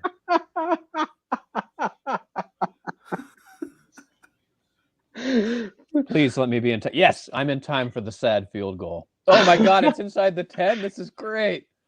Oh, this is so pathetic. Oh, And he missed it. Yes, yes. The saddest field goal of all time, and he missed it. Oh my God, David Shaw, you have peaked. Avi, I'm Why? so happy that you gave me the alert that this was going to happen. I just I just We don't. need- I don't get it. This entire live stream was worth it just for this moment that we shared together. David Shaw kicking a 15-yard field goal while losing by 21 in the fourth quarter, and it misses. I made a 15-yard field goal. Woo! I'm tingling, guys. This is special. Amber could be a college kicker. I'm My debating wife whether to is watch the rest of looking the at me. Stanford game in Spanish. I mean, I am now ready. Well, I'll watch UCLA Colorado for a little bit and then switch over to Notre Dame Clemson to wrap it up. But This is the first stream moment we've had that I feel like maybe is Jet worth Toner. clipping. His name's Yeah, Jet Toner. like a printer. He's like a printer. Yeah. I will GIF that moment and turn it into a GIF. Nick going, No, we need the audio. No, we need audio for that. okay. I'll get the audio. Because I watched it first, Rob watched it next, and I had to be like very coy about what was about to happen. I knew Nick was last, so I had to like not reveal anything. Avi, you are our Steph Curry. You are our John Stockton. You are the point guard that set it all up. The That's what patron we- saint of assists of glory. We have to make this work. Because next week we will have Pac-12 people probably watching us, since I'm sure that we all have no distractions. There's going to be a clip of all of us facepalming together. Toner. Oh, do we all facepalm? No, I'm saying there's going to be a moment. Oh, the Cal game, if there Yeah. is a Cal game. Yeah, Okay. The Possible. Yahoo Sports, I think, had the best tweet about Jet Toner. Is that he ran out of ink. Oof. It's brutal. I mean, running out of ink is missing one field goal. I feel like 0 for 4 is maybe like when you have a paper jam, but there's no paper in the machine, and you spend 30 minutes. And you need to make copies before your class starts during prep period, and it doesn't work. We have some.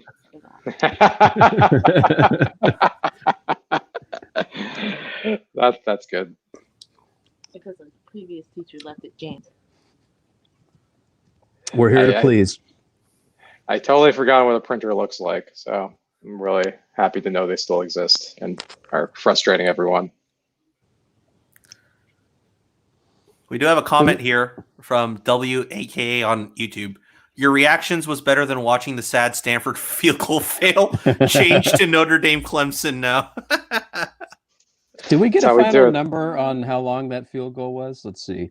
It's 22 yards. 29 yards or something. I'll check the stat broadcast. It was 27 is what my play-by-play is telling me. it was Yikes. spotted at the Oregon 20. So a It 27 looks yard closer field goal. than that on the TV somehow. So it could be 28-19 right now. Or 28-6. I mean, like, let's say he misses one. It's 28-16 maybe. He So missed let's get into the four. hypothetical here. Let's pretend that Jet Toner had hit all 3 previous field goals. Jet Toner. Would it be, and the score was 28-16? You go for Would it. it be? Would it be even sadder if they had kicked a field goal to go down? That'd be pretty 9 sad. Instead, It'd be really That- sad. Like 'Cause there's that- no that- universe in which that field goal decision isn't pathetic.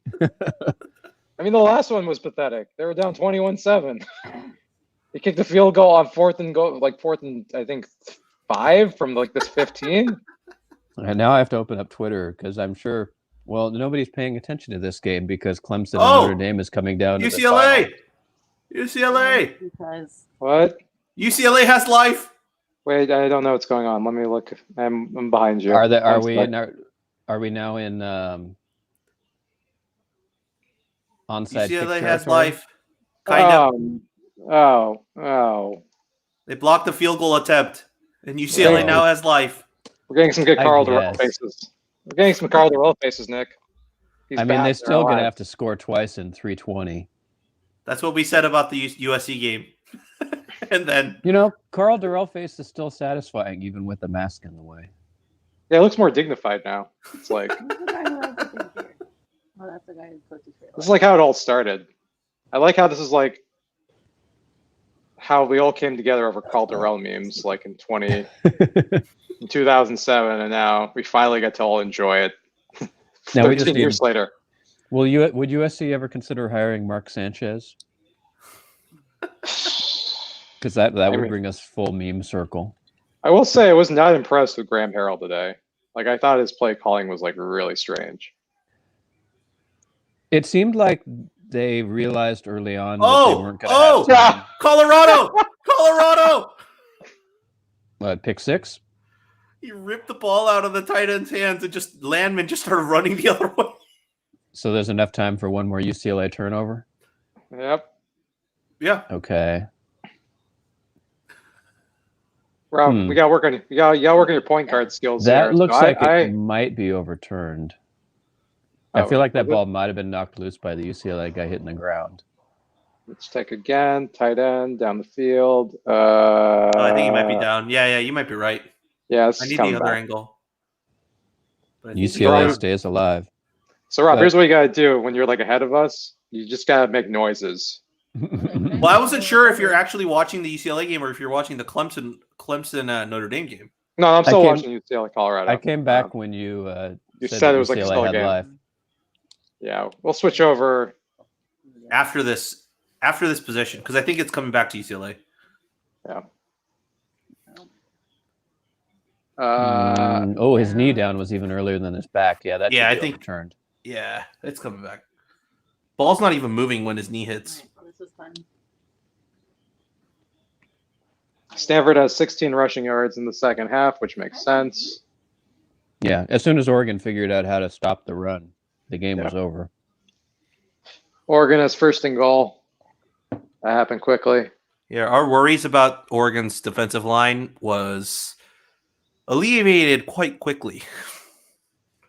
Yeah, they're the same as usual. If not better. I just realized the Oregon State trophy is called the Platypus Trophy. So it's Beavers versus Ducks fighting over a Platypus Trophy. Which is awesome. That's Didn't even awesome. real. Is the trophy an actual platypus? Yes, it is a platypus. It looked like a platypus. It's the features of a duck and a beaver mixed together, and they apparently I didn't realize that's so confusing. He was conceding the game and trying to give his kicker some confidence. This is David Shaw defense theorem. I'm not sure Like I buy it. that, but it's better than any other explanation. That's all we got at this point. I What? don't- What could be another explanation? Score massaging. losing with class, just trying to get points on the board. Defeat with dignity. College Tyler is where- Tyler Shuck nearly threw a pick on a fade, which is really hard to do. It is back to UCLA ball. 2 minutes and 59 seconds. All right, back to UCLA, Colorado. And a 13-point game. And they're about to snap.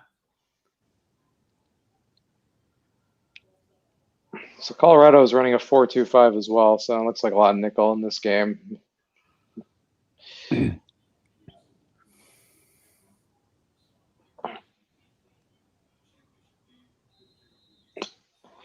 Who's UCLA's offensive line coach?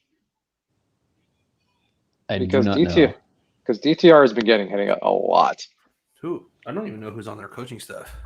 DTR is high on the list of how much better they could have been if they had played Justin in front of a Fry. competent offensive line. Because he's been running for his life his entire career. Yeah. Justin Fry joined the UCLA staff in February of 2018 as the offensive line coach.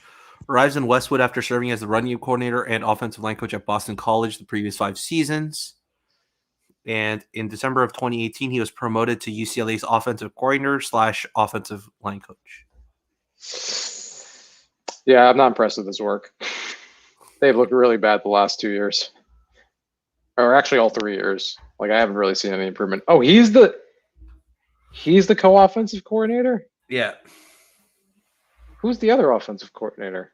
I mean, Chip? one Chip. could question, is Chip really just in charge of everything, and these are just titles? Yeah. It's very much just like a Coach M type of thing with Tedford. Ooh. You're gonna have to Life. tell me what happened, Avi, because I've just switched to Clemson Notre Dame. Life. DTR got a 25-yard run. They're on the verge of the red zone. Colorado player got injured. Timeout. You don't have to switch over. I'm gonna switch over for the inevitable onside kick attempt. Okay. If we get to that point, which they got to I score feel- first, but I feel pretty good. Yeah, so UCLA's coaching staff lists Justin Fry as the offensive coordinator, no one else. But I'm assuming he's offensive coordinator by like prep and planning, and then Chip Kelly is actually the play caller on game days. Wait, Don Pelham is on the UCLA staff? Yeah, thought he's he their retired. linebackers coach. I thought he retired. I don't think so. Oh, that's the running backs coach. Sorry. Chip came Oh. to him in the offseason and said, "I need you for one last round." Which is weird because Pelham was like the weakest coach on that staff. Oh. Nick's favorite, DTR backpedaling as he switches the shoulders. His favorite. Happened again. Yeah, the secret's kind of out on DTR. I don't really know why. Nick didn't see this. He did it like a half roll to the left side, looked to throw, there was nothing there, and then just started Back the other backpedaling. Just started backpedaling. Like if he feels pressure, he is like He's gone. freewheeling. Yeah, he does not have any pocket. Dude. Like We thought Definitely. our quarterbacks were antsy in the pocket. Like DTR is something else. Well, first and goal. you think that the number one thing that you want to coach into your quarterback is to not run backwards. Yeah. Like, and the fact that he is still doing it now in year whatever 3, 4. What is he being coached to do? I mean, I'm not gonna complain too much about it because they have 35 points, but Well, that's the thing with like remember our wide receiver core in 2018?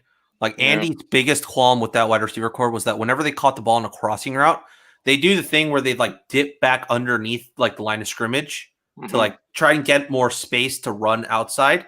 But Yeah. it would work maybe 1 out of 10 times. Right, Those are against, guys like, that maybe weren't a gonna, slower corner. outrun anybody. Right. It's just it doesn't work. But that's kind of what DTR is trying to do, right? He's just trying to gain more space to maybe gain more steam to get ahead. But if we're playing So- and against then, like like, top tier guys, If it succeeds, the best case scenario is he throws it out of bounds for no gain. And Yeah. the worst case is massive 25-yard sack, maybe a fumble too. or an interception where he just throws it, chucks it up into the middle like off the Yeah. back foot. Clemson in the red zone with 5.5 left. The game's still tied. Okay. 3rd and goal.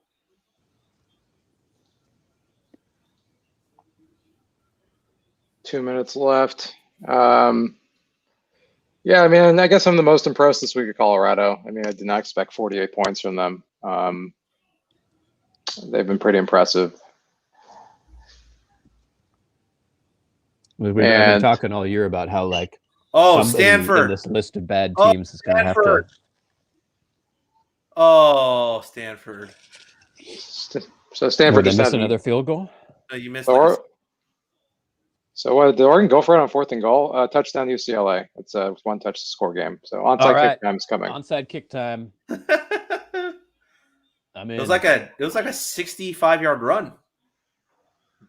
I think it was more. It was like 70. That's 1st and goal. They were like at their own 10. He was tackled right at the 5. Yeah. Yeah, Oregon's defense has kind of been a little limp in terms of like I expected more. I guess they're missing the whole secondary, so that makes sense. But the secondary is when I was generally kind of impressed with them. Yeah, To be fair, it was the front 7 that was concerning me at the beginning, but it seems like they tightened that up as the game went on. So well, once they realized they couldn't throw, I think that was kind of like a big adjustment. To just, honestly, like, they should have box had them. safety. As soon as they found out that Mills was out, they should have been having a safety up in the box on every play. I think they changed pretty quickly.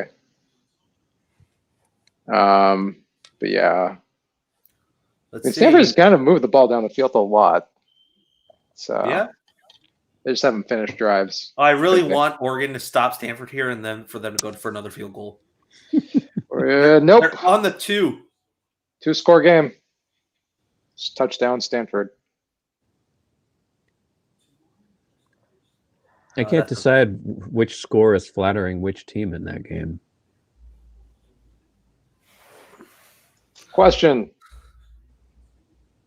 If you're watching ASU today, are you more or less worried about next week? I would say equally as worried as I was preseason. Sounds about right. I am Seems like a more cop-out worried. answer, but yeah. I am more worried just basically because if the Cal defensive line is cleared, they're not going to be cleared until I think midweek, which means they're going to be pretty rusty going into ASU. And so basically, it's nothing that ASU did or didn't do. It's more about what Cal is like going to have to adjust to, which is not having any game practice for a week on one of our critical lines.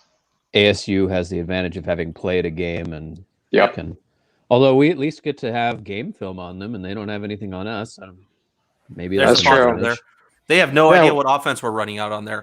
We also have Yeah. no idea what offense we're running out on there. Yeah, so they can unleash their whatever plan they had against Washington, so they don't have to. We'll come in pretty fresh, which is nice. But that basically becomes a must-win game for us. Any hopes we have of winning the Pac-12 we'll know pretty quickly. And Colorado got it. Game over. Buffs are going to go to 1-0. Pretty entertaining game, it was but I guess just don't go down 35-7. Don't turn the DTR, ball baby. over 4 times and a half. Yeah, that kind of dooms you. Meanwhile, Um, Clemson just scored to go up 7, so we have the interesting scenario of Notre Dame having to drive for a touchdown to tie or to win if they go for 2. Victory formation for Colorado. All right, switching to Clemson, Notre Dame. I'm going to stay on Stanford, Oregon. Stay true. Stay true to why we're here. Keep the Pac-12, faith. baby. Keep the faith. The Um, stadium craters and both teams lose. yes, I can try and answer the same question about Stanford, Oregon, regarding our matchups against them. Stanford, from what I've seen, I mean, I think Cal should beat them pretty handily. I don't know if it's going to be like the way Oregon's playing Stanford. It'll be closer, I think. I think we could probably win by 10. Oh my God. The thing that worries me about Stanford and by extension about Cal, they both play similar styles, or at least they did. Maybe Cal will be a little different under Musgrave, but similar styles where ball control, running the clock, slow games. And when both teams play that style, it's hard for the better team to build much of a lead. And so That's true. We get in this situation where it's like, well, it feels like we're the better team and we're winning, but here we are in the fourth quarter and it's 20-14 and Stanford has the ball down 6, and if we screw one thing up, they're ahead. That's what scares me about Stanford, is that the games are so short that little fluky things can happen. That is true. I mean, turnover luck's going to be a big deal here. The only issue is, Oregon has dominated this game. They've just kind of they've had 2 turnovers, I think, close to their own territory, and they've had, on this last drive, they had first and goal up 28-7. They should be up 35-7 right now. And Oregon has kind of just, as the game has gone along, just worn them down. I think the biggest issue with Stanford is depth. They are still not very deep, and that's going to kind of be their downfall for most of the season. So I think Cal still has the advantage. Oregon, nothing's really changed on that side. I still think Cal is a pretty significant underdog to them, because just Oregon's running game and their defense is still pretty on point. Tyler Shuck is definitely a downgrade. Their passing game has not been as good, so that is definitely a point in our favor. I think that game will come down to, can we stop their run game? If our front 7 can stop their run game, then I feel pretty good about our chances. We can at least keep it close at a minimum. Yeah. and then maybe eke it out with some good with Chase Carper's playing the game of his life. So I don't feel like much has changed. I still think Oregon's a significant team advantage. I don't think they have a decided advantage like last year.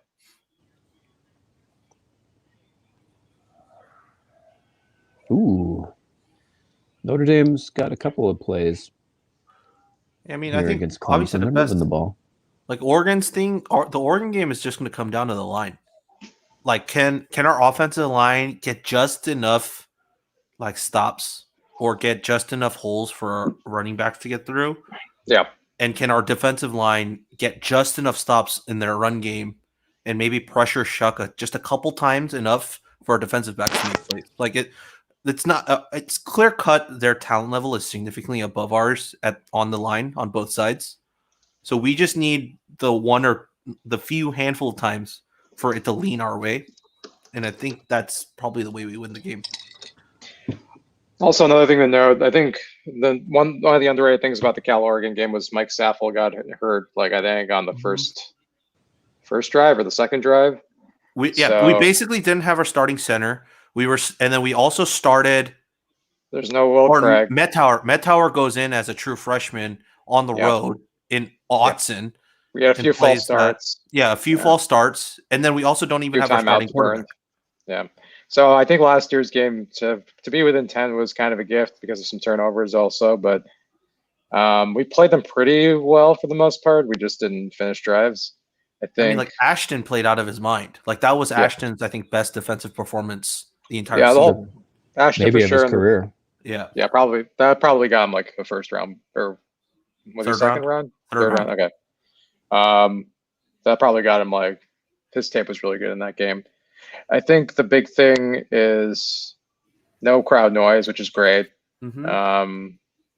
So it's just line on line. So I think Cal has like a pretty good advantage. And Oregon fans are pretty loud in Berkeley. So actually, I think that's actually pretty good for us that there are no Oregon fans. God, that's just such a sad statement. True or not, I want to cut that from the broadcast for being depressing. I mean, they make noise. I mean, they show up. I'm not arguing with you. I'm just telling you it's depressing. I mean, I just remember in 2010, like they faked Giorgio they faked him into a false start because of like. I'd prefer to remember the year that Jeremiah Masoli brought an entire section of friends and family to watch him lose in Cal. That's what I want to remember. The fumbles galore. It was also the water game. Yeah, a lot of water. Monsoon game, whatever you want to call it. Oregon scored. That should be game. It's 35-14. If you're wanting to watch Pac-12 football, Washington State, Oregon State just kicked off. Yeah. Do we still want to go with that, or are we done? No, we're done. Okay. There's no reason. We have no reason. We'll take a break. We'll take over next week. Yeah, and there's still like a 50-50 chance that there's no Cal ASU next week, so we have to be prepared for that as well. How much is left in the Clemson? 2:15. 2.5 left. Let's just watch that and then call it a night. Okay. Yeah. Is that on? Where is that on? NBC. Yep. Yeah, we should think about our backup plan if there's no Cal game. Ooh. We'll watch something else. Oh, we got a flag on Clemson. Gonna keep the drive going. Dabo, mask off, screaming at the officials. Classic.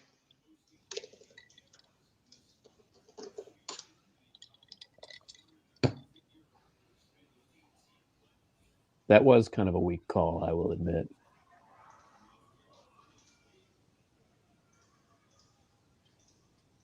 Well. Oof. I think the bigger question for us in this offseason is, do we stick with Under Armour, or are we gonna get that buyout? Well, you're the shoe guy. You're the apparel man. What do you think? What do you want versus what do you think will happen? I know what Rob wants. What do I want? I want us to switch to Adidas. Oh, they want Nike. I mean, well, I mean, the absolute dream would be Jordan. Absolute dream. Yeah. But I doubt it.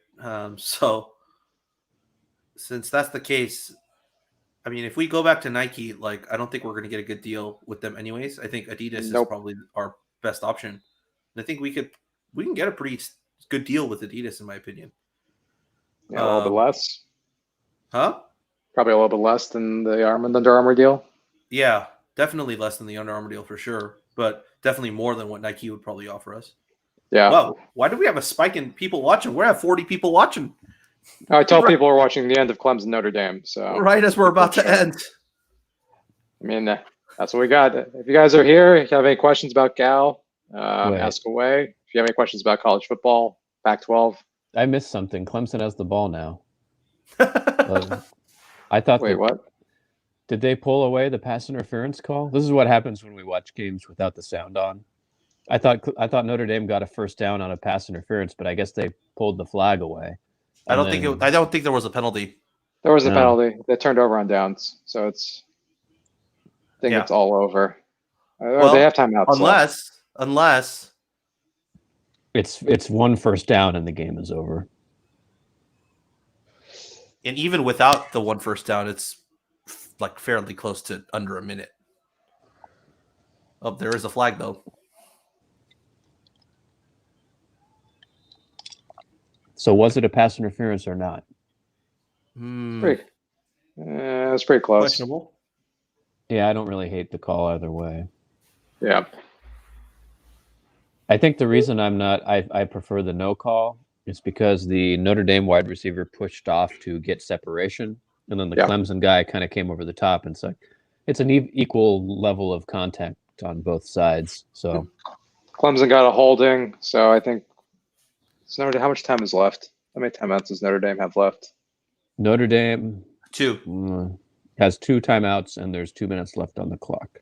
So they should get the ball back with about 1:20, unless they convert, obviously. Well, it depends. They got to decide: do they want to use their timeouts now to save time, or save their timeouts and let Clemson run a little clock? I would use them because I think Clemson would throw if it's 4th, 3rd, and long. I think they have ETN, so who knows?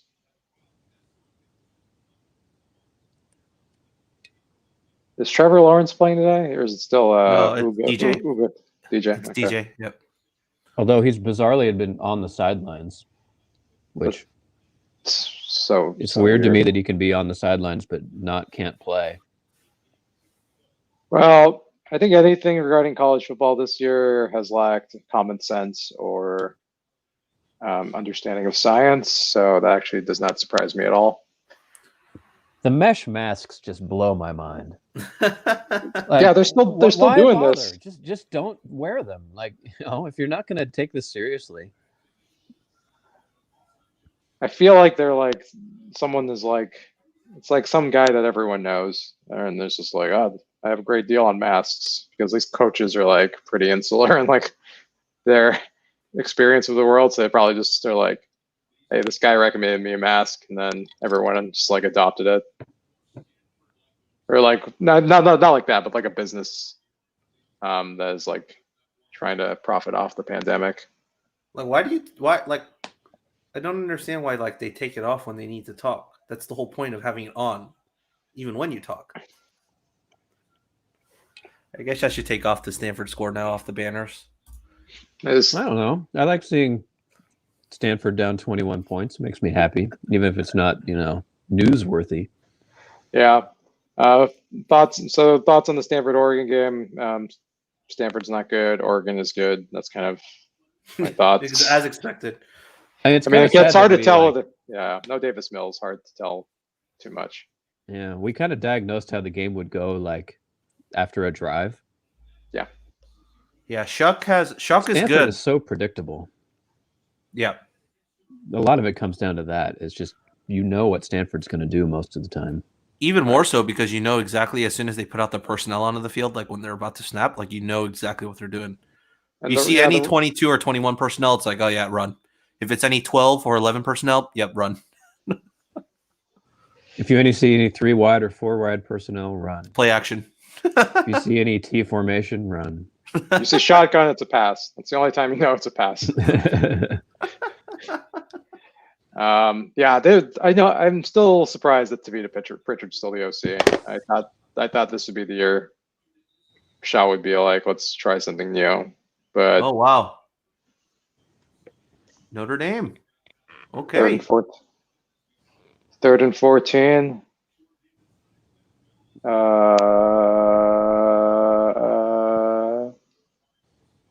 All right, they're gonna get the ball back, and they still have 2 timeouts. Yeah. I think the 'Cause they pushed Clemson him out of bounds. penalties. Penalties and then out of bounds. Well, that went as poorly as it possibly could for Clemson. So Notre Dame is going to have a 2-minute drill that they don't have to hurry up on. Oh, running into the kicker? Nope, no flag. Okay, Rob, you're a little ahead of us, so you're going to have to. Am I? Yeah. How is this stream? How am I ahead in this stream and I was later than you on the ESPN streams? No idea. I don't understand how this works. This is fascinating how that's happened. I started the game roughly even with you guys, but have slowly been falling behind as the night goes on. It's probably just from the commercials. God knows. I've been clicking the live button the whole time, so I'm definitely up to date. I just don't Ian Book. understand. Ian Book. So Notre Dame's second half, punt, fumble, field goal, punt, turnover on downs. That's classic Notre Daming right there. I'm trying to decide if I want to get on the Notre Dame punt returner for fair catching on the 9. I'm just really excited for when we go to South Bend and they blow like a 20-point lead. And they're just like so confused as to what's going on. And it's because Cal is impossible to beat in non-conference play. The real question is what's going to happen to implode their program, because when That's you true. schedule Cal, your program implodes. So Yep. is Brian Kelly gonna have his brain implode, yelling at the ref one day, or He might finally take that NFL job. And then they hire. You know who's gonna end up hiring Brian Kelly? The Houston Texans. See that? Clemson, injury. So yeah, Clemson has. Oh, they have Is people in this the the- stands? Yeah. Did not know that. Indiana, baby. There's no coronavirus in Indiana. Totally not. It seems like it's 1 fan per 4 cutouts, if I'm looking correctly. No, there's actually no. You're right. There are more fans than I thought. There's quite a few. It's like a good, like a little over 25-30% of the stadium. So there are 2 Sweeneys on the Clemson team, 2 Sweeney sons, and there's 1 Venables son. Yep. But no Tessitores, though. Oh wait, who's? Oh yeah, there's 1 Testor, right? On Boston College. Oh, got it. Who's on? Isn't there one more Clemson kid? Is that Herb Street's kid? Herb Street's Yeah. kid's on Clemson? Yeah, Herbie's kid. Yeah. Yeah.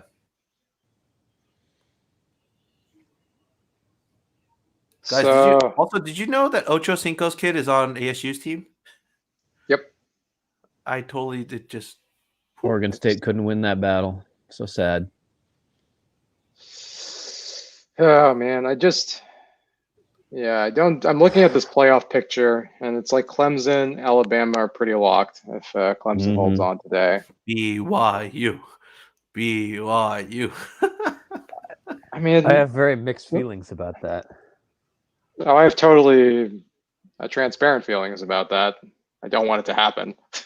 Well, BYU does seem like they might be good enough to make it intriguing. Like you want to see what the do. But yes, they are morally questionable. Well, I just don't think Boise's very good this year. I don't think really any team they've played is good. So I'm just, oh God. Liberty. Oh! Uh-oh. All right, I gotta be paying attention. So you guys are, man, you're well ahead of me. They're still showing replays. Notre Well, Dame, 1st and 10 from the 43-yard line, 4 wideouts. Clemson sends 5. Book avoids the rush, tosses it downfield. Oh my God, how did that guy get so open? That was a mistake by Venables. Why would he send pressure? He's sent more than that. There have been times where he's been sending 6. Hey, Book's been pretty good at avoiding it, but he hasn't been finding guys downfield despite that. yeah. Got beat on the inside move. Now, if you're Notre Dame and you score here, you go for it, right? No. I don't No? know. I don't think so. Not with that defensive line, no. There's no way they're gonna. They know they're gonna throw, so that kind of reduces your ability to. I just feel like I like your chances of 1 3-yard play to win the game against Clemson versus trying to beat them in overtime. I just think Clemson's better than them, and you'd rather gamble on one play than a series of plays. If they were in Death Valley, I'd say yeah, go for it. But they're at home, so Also, I just like it when people go for it because that's more fun for me. that is true. But they're pretty evenly matched, so I think just more. There's not like a huge balance between the two. I think I'm actually ahead of Avi, so I actually have to stay silent. when things happen. Yeah, I think you are. Yeah. Of course, I this think, my question is hypothetical because they've got to score first to make it relevant. Well, About that, yeah. let's see. I think the defensive line right now is proving my point by like disrupting like everything right now. you're gonna want to watch the screen now. So 3rd and goal. They have a 3. They bring the safety, and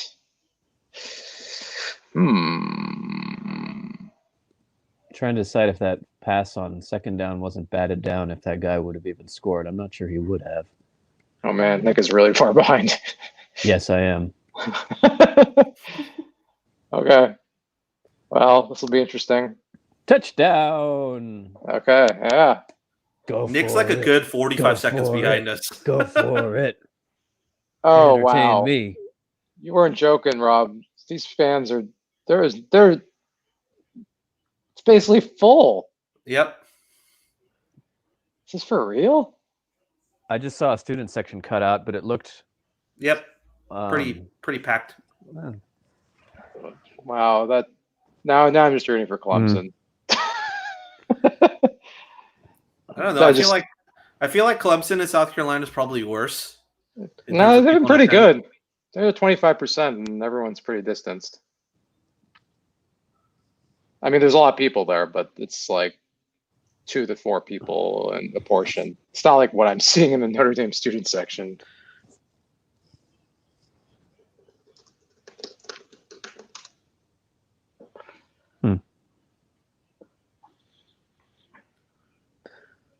Yeah, I couldn't remember if Notre Dame or Michigan had that Cal recruit, but it was Michigan.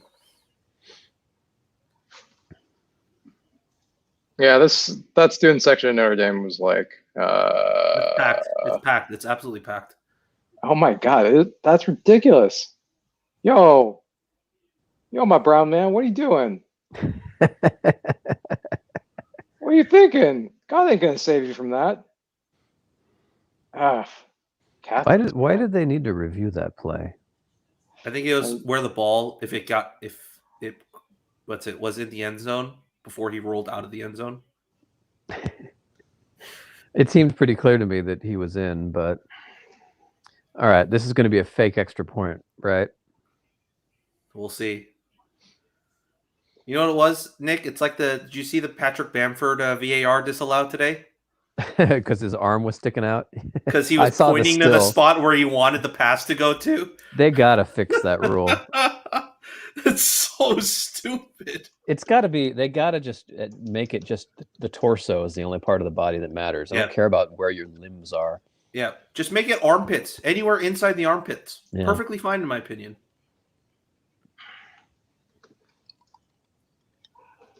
So, Avi, if you don't know, Patrick Bamford for Leeds United today scored a goal, and then VAR reviewed it, and his entire body is onside. It's just Yeah. his arm he had out like this in front of him to point at the spot that he wanted the guy passing him to pass to. And they said that was offsides because his hand was outstretched in front of the defender. See, these are the things that keep me from getting too invested in the soccer because I don't understand. I don't understand the type of ruling. Yeah, there What it is. that? There it is. There it is. His hand is outstretched. Therefore, he's offside. Frustrating. It's great that they have the technology to show you exactly what parts of his body are on the wrong side. In this case, 3/4 of his arm. What an advantage he gained. Oh my God. Well, gentlemen, I know we dedicated ourselves to getting through the end of this game, but since that could end In in overtime. any indeterminate time, God knows when, and I need to get a number of things done, I may have to call it a night. Alrighty. Fine by me. Well, 16 seconds, so let's see if they can. Oh, no. Okay. No, they're kneeling. All right. Well, Rob, you want to finish this? Or do you Yeah, wanna I don't mind. wrap it up? Okay, I don't mind. You and I can stay on. cool. Nick, we can will see you next Saturday. next week. Cheers, gentlemen. Maybe we'll have a Cal game. Maybe. Bye-bye. Guys. And it's you and Cool. me, Avi. Yep. You wrapping and it up. me. I'll do let me see how Oregon State, Washington State is doing real quickly. See if there's any shenanigans.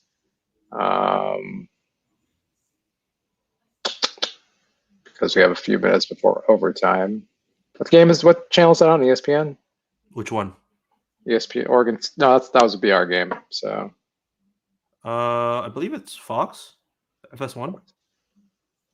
yes, it's the Fox Sports 1. It's Wazoo OSU 6:34. 0-0. Zeros. So it's gone 3 and out, -5 yards. No, 3 and out, -8 yards. 3 and out, -2 yards. 8 plays, 26 yards, punt. 3 and out. Oh no, yeah, 3 and out. There have been a total of Yeah, it was 3 and out, 8 and out, and then it's 3 and out. there have been 40 yards of offense so far in 10 minutes. Defensive struggle, like the we all thought. The first two drives, so like the first drive of Washington State and the first drive of Oregon State, total yards of offense, -10. Jaden DeLaura is Wazoo's quarterback. I never know. I don't know who that is. Who's Jaden DeLaura? Is he there? He's one of their freshmen? I guess. He what's it? Nick Rolovich actually announced this pretty early. Interesting. I actually thought it would go down to game day, but Washington State, he was a 3-star recruit from Honolulu, Hawaii. So these quarterbacks are currently 2 for 7 for 11 yards. Yep. Gebbia is 0 for 2, and DeLaura is 2 for 5 with 11 yards. So DeLaura was actually even offered by Ohio State. Well, we'll see. He was offered by Ohio State after he committed to Washington State. Interesting. But they already had a quarterback or 2. Mhm. So it must have been like insurance. He was their top-rated recruit for Washington State this year. Right. That sounds right. I think. Yeah, this is giving me more hope for these. Well, I mean, there's only 10 minutes in, but looks like both these teams are a little behind the 8 ball so far. Oh, and Clemson scores. What?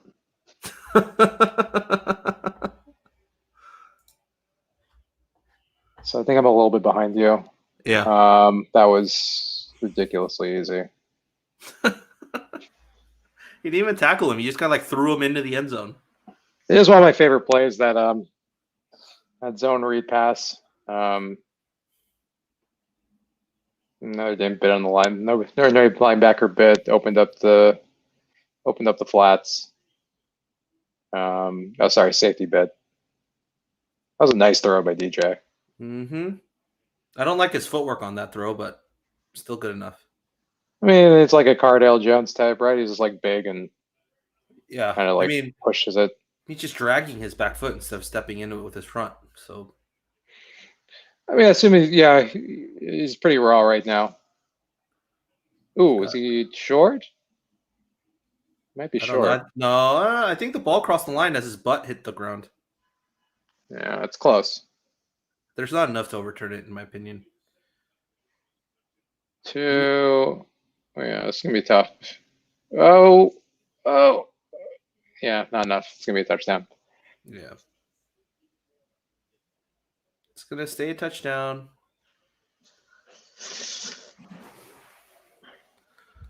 For the 6 people watching, 5 people watching. We're wrapping up, guys. So if you have any questions, just let us know. If you're watching on YouTube, hit the like and subscribe button. If you're watching on Periscope, we would love it if you would go to YouTube and hit the like subscribe button.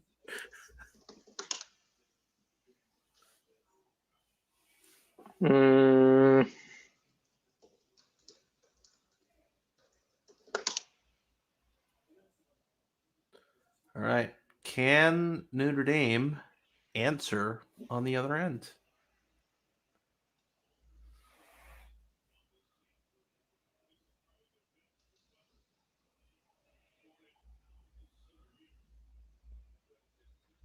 Yeah, I don't know if Trevor Lawrence needs to come back. That's the thing. What do you mean? I think if you're Trevor Lawrence, I think you just rest the rest of the year. Don't potentially get injured or hurt your draft stock. Like, just stay with the team and just be the backup quarterback. And DJ goes out and they need you to play. Like, you can go and play, but Well, I mean, they haven't There's- played. They didn't play really well last week against BC. So I don't they think you still can. won. Yeah, but they won by 6. It wasn't like they didn't run away with it. And I don't think Boston College is even that good. They're like 4-3. So, and they still have Florida State, Pitt, and Virginia Tech, which, Florida State, they're not great, but they have figured things out. I think Pitt will probably be their toughest game left. So I probably have Lawrence back for Pitt. And then they finish up with Virginia Tech. Alabama was off this week.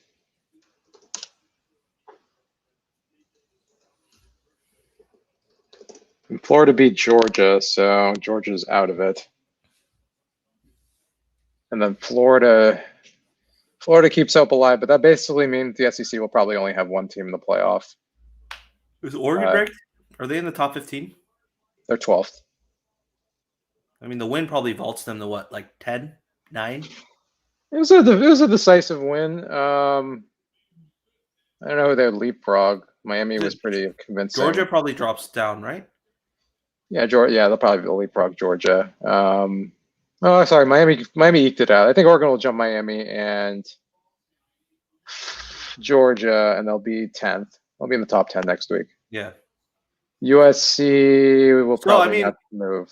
In that sense, if they run the table, and they get a couple more losses from the teams above them, they could end up being in the playoffs.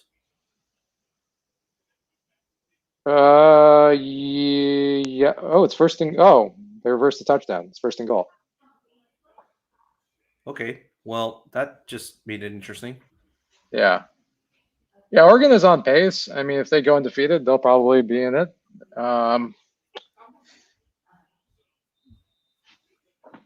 Yeah, I think the only thing that would stop that is like 2 1-loss SEC teams. If Texas A&M, well, no, Texas A&M can't make it. No.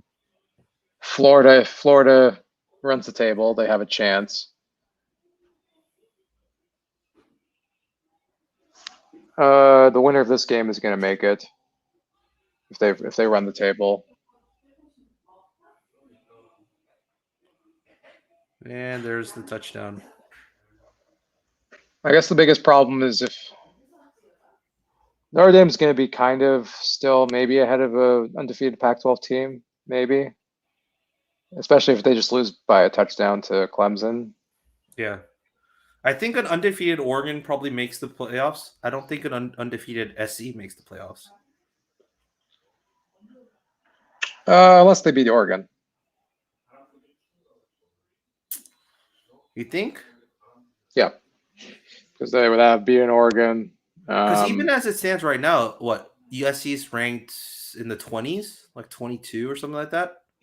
I don't think they Yeah. have enough to run that table, even if they beat like Oregon when Oregon is in the top 6. They'll leapfrog everyone ahead of them if they're Just from undefeated. that one championship game. I mean, they're going to play. What's their schedule? They're going to play Wazoo, which is looking pretty good for them right now. Then they'll play the South. So they play Arizona. They'll play Utah. Those should be.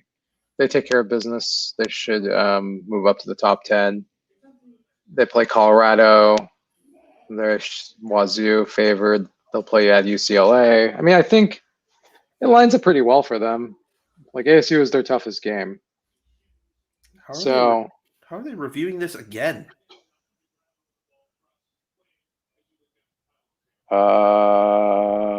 He's in. For crying out loud. Like he's in. The ball has crossed the plane before his elbow touches. Yeah, looks good.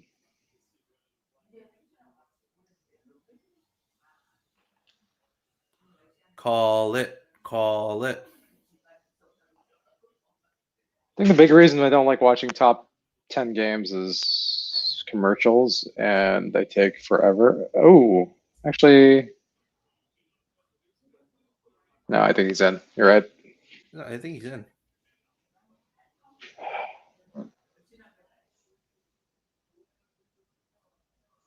But yeah, anyway, USC, I think they have an easy schedule. So if they padlock and they like ASU is the toughest game they play. I mean, Utah is probably the second toughest. So if they beat those two teams, yeah, and then the rest of their season is a cakewalk.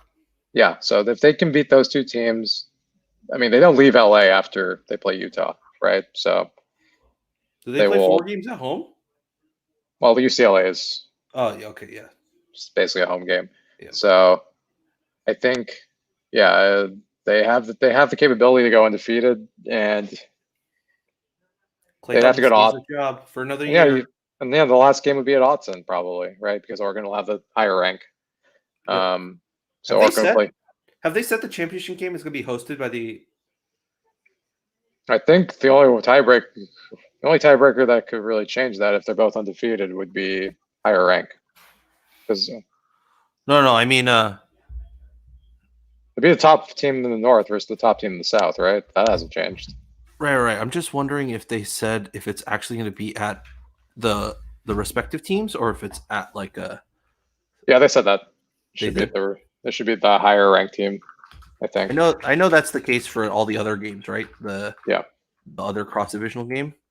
Yeah, it's not going to be in Vegas, I don't think, because this doesn't really make sense if you're going to try and like be protective of the players to take it to Nevada.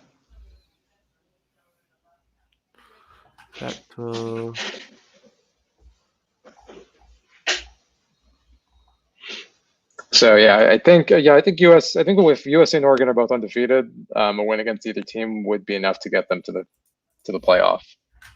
As long as they're not like super unimpressive the rest of the way. I don't think USC can afford another game like today. Like they got super lucky.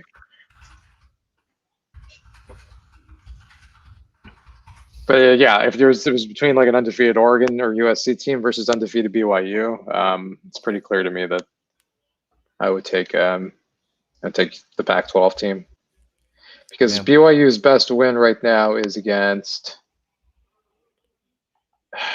Boise. It has to be Boise, but Boise was, if I remember correctly, they were playing their like 3rd or 4th string quarterback. So yeah, so hard to draw anything from that. I mean, it's an impressive win on paper. I think, yeah, it looks like best one is against Boise, second best one's against Houston, and yeah, I'd be hard pressed to see them maintaining that, because like the rest of the teams they played haven't been that good. Mm-hmm. First and goal, yes. First and goal. What hurts like the Big Ten is like, I think, yeah, so Ohio State is definitely, unless Ohio State runs the table, which is not like looking like a given because Indiana actually looks really good. Yep.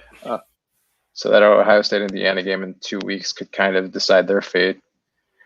And then they'd probably still be ahead of the Pac-12 winner, but they're not going to really have their schedule suddenly looks a lot easier after gobsmacking Penn State and kind of being competitive against Rutgers.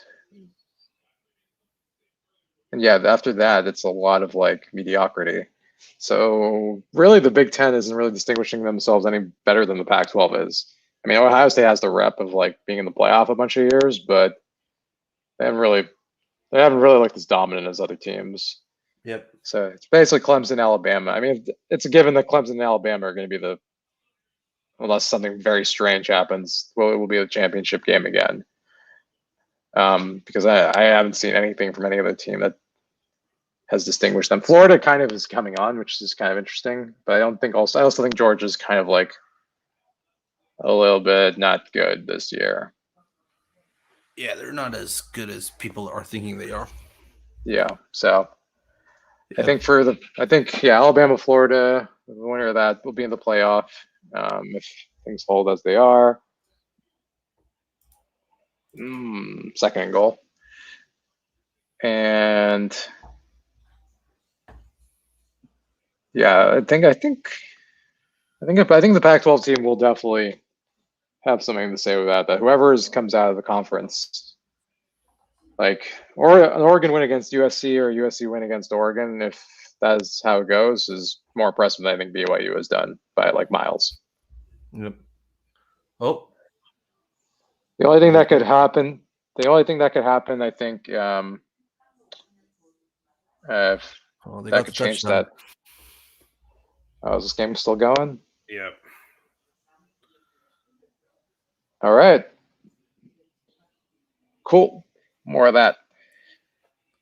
So I think the only thing that might hurt the Pac-12 right now is they need a couple more top 25 teams.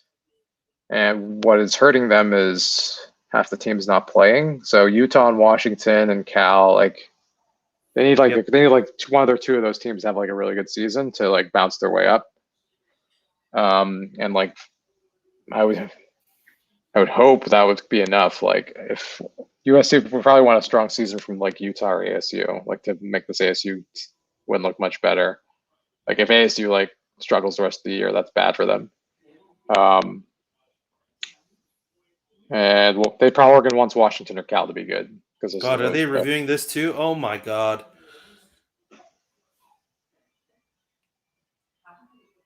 Yeah. You've got to be kidding me. They're reviewing this too.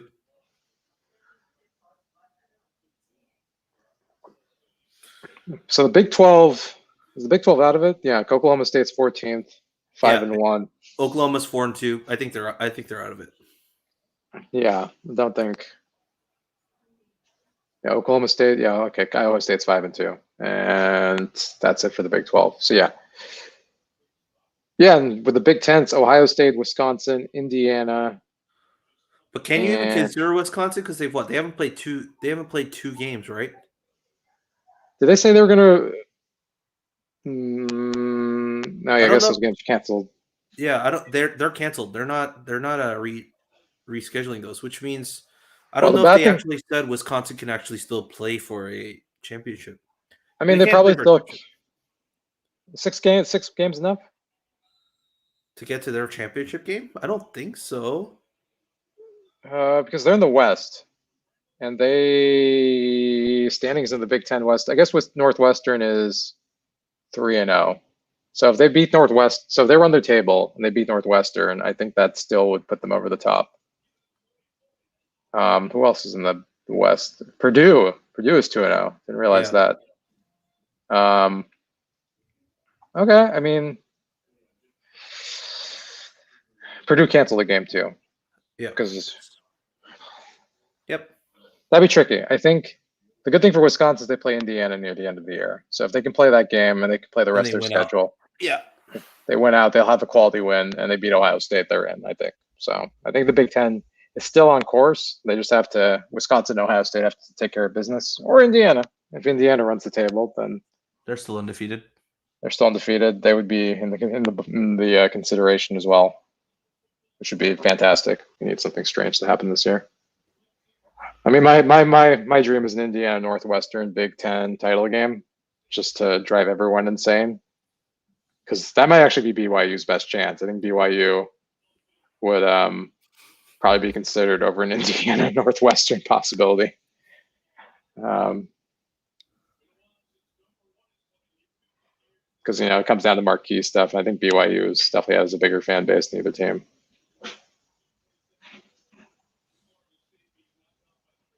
Well, All right, double overtime. It's 40-40.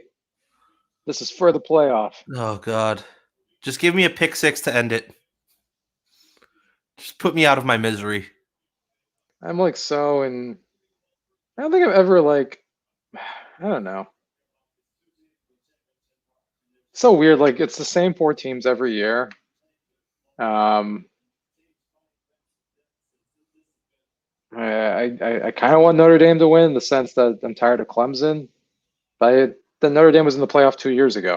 So it's like, what am I rooting for here? Don't know. I don't know. Mayhem? Chaos? There's no chaos, though. We're just rooting for one. We're rooting for Dominant more. team. We're rooting for more chaos. We're rooting for the chaos of chaos. So what's Notre Dame's remaining schedule? At Boston College, They'll get the win there. at North Carolina. That's a That's tougher intriguing. game than you think. Yeah. It's intriguing. Syracuse, blowout. Yep. And then Wake Forest. Okay, that's so the UNC game is the only game they would drop. So I guess, yeah. And Notre Dame, they could have definitely Clemson injury. Jesus, that looked pretty bad.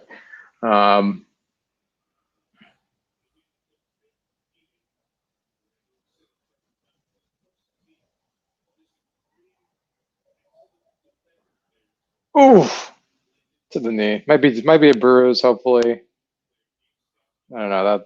That looked pretty bad. Oh, I think that's hyperextended. Yeah, that's not good. That's a hyperextended knee. Yeah.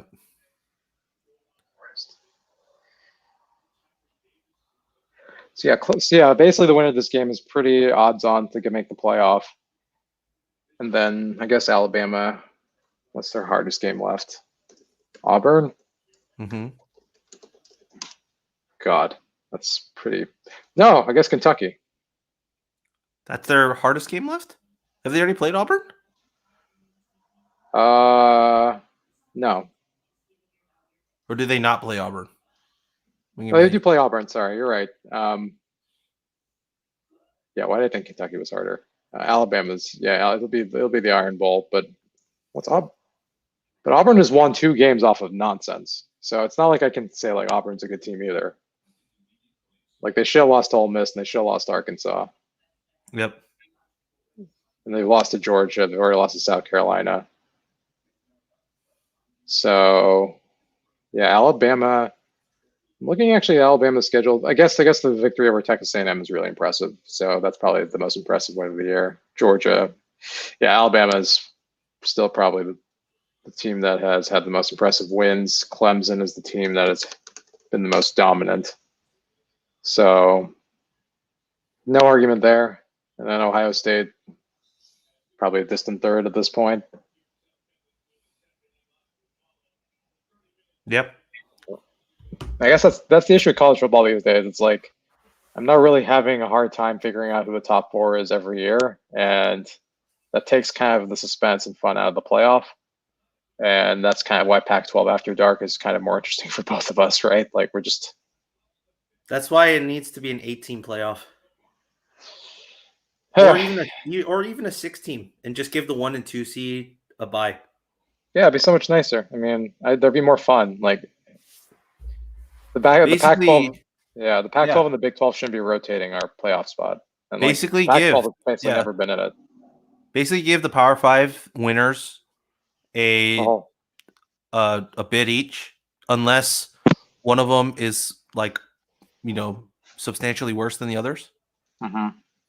and then give the other one to group of 5. Yes, I think that would be great. Or if you want to give it to an at large, I don't care if you think there's a top at large that's better than the I think that's how you group of 5. start. I think that's Yeah. how you start. You expand it to 6 from 4.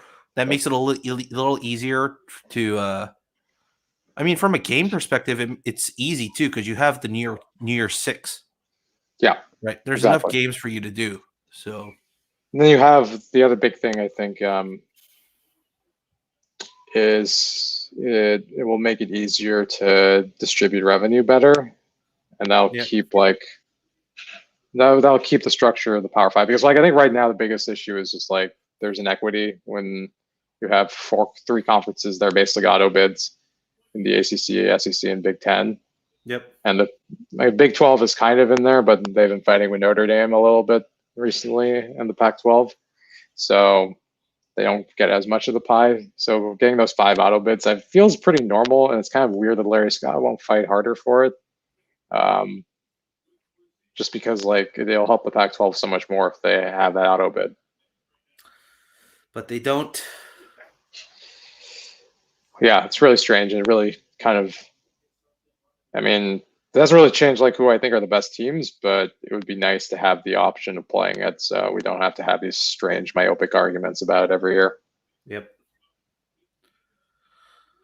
Well, all right, 20-yard line. Notre Dame is getting bumped backwards. We're eclipsing the 4-hour mark. You still have 10 viewers. Want to watch the end of the game, or should we call it for the day? Yeah, we still have 10 viewers left. Do you have any last questions? We're winding it down. We're going to stop after this. If you want an update on Wazoo, Oregon State, Washington State has scored. It's 7-0 in the second quarter. You can probably follow us on Twitter. You can follow us on Twitter, Rob11 Huang. You can follow me, Avinash Kunath. You probably already, obviously, yeah. And right for Cal, follow us on every network you can. Yeah, probably if you're watching this, you probably know who we are. So not a big deal. Yeah. You might not know our faces, but you know our voices. Yeah. When we have more guests, we'll probably get some more crossover. We can do more promotion. But still, we're still trying to figure out this format, and I'm tired from a week of electioneering. So we'll eventually figure out this format. We'll just watch to the end of this Notre Dame possession, and then we'll call it a night. What? No, you won't. I'm tired. You're tired? I'm getting sleepy. It's been a long week, but I'm still going. I kind of just want to. I kind of just want to turn on the Washington State game and then drift to sleep and then wake up in the fourth quarter with mayhem. I mean, we're on track. It's tracking that way. I think he stepped out of bounds, though. He did step out of bounds. Do you want some fun stats from Oregon State Wazoo? Sure, give it to me. Tristan Gebbia is 2 for 7 for 21 yards. Wow. I'm already going to get mad at the Cal Oregon State game. I'm already prepared. I already know. I mean, we're playing in Corvallis. It's going to be Corvallis at night. It's going to be 10-7 in the fourth quarter, and I'm just going to be upset. It's going to happen. There's always one stupid game every year. Did not get any movement. 2nd and goal coming up. Yeah, I'm looking at the results from today. Miami, that was yesterday. Sonny Dykes won. He's back on track. Yep. It makes me so. It's just so funny to see SMU and USC nearly having the same ranking. Don't know how to feel about that. Cincinnati, we haven't talked about Cincinnati, actually. That's actually the other team to monitor.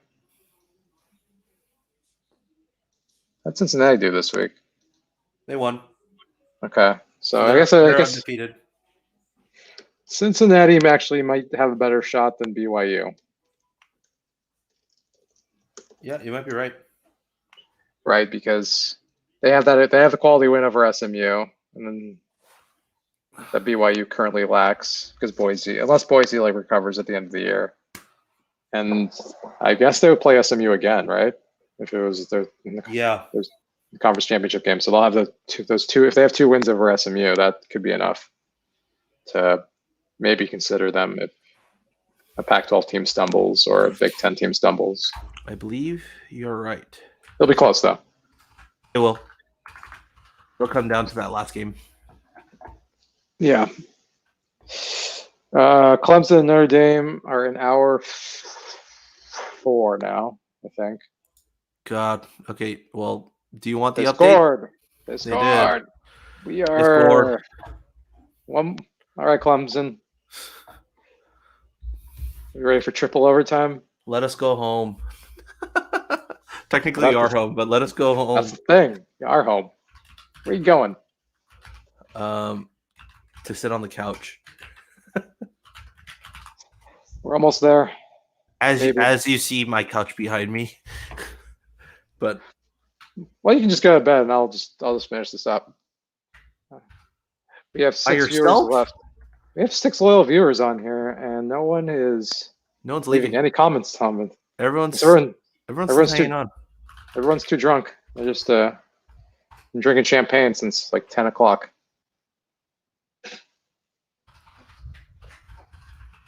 Ugh. But yeah, it's been a fun week, man. Stressful, fun, but we are happy to have it behind us. We are almost there to Cal football. Maybe. Hopefully. We shall see what the city of Berkeley says. Almost there. I Do we want believe. to do there's a Friday night game next week, right? I believe so. Question from King Among Dorks. Is this game pushing SNL back right now? I would guess so, because SNL is probably supposed to be on TV right now. That is my TV update for you.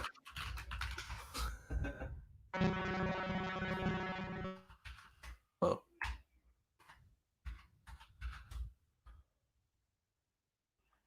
Come on, Clemson.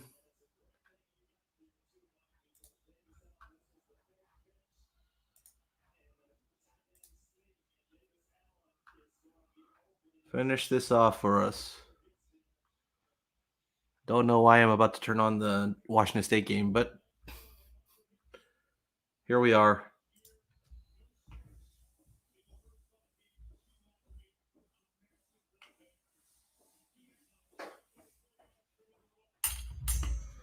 Oh, 3rd and 24? 4th and 24? Oh boy. Avi, your mic is disconnected.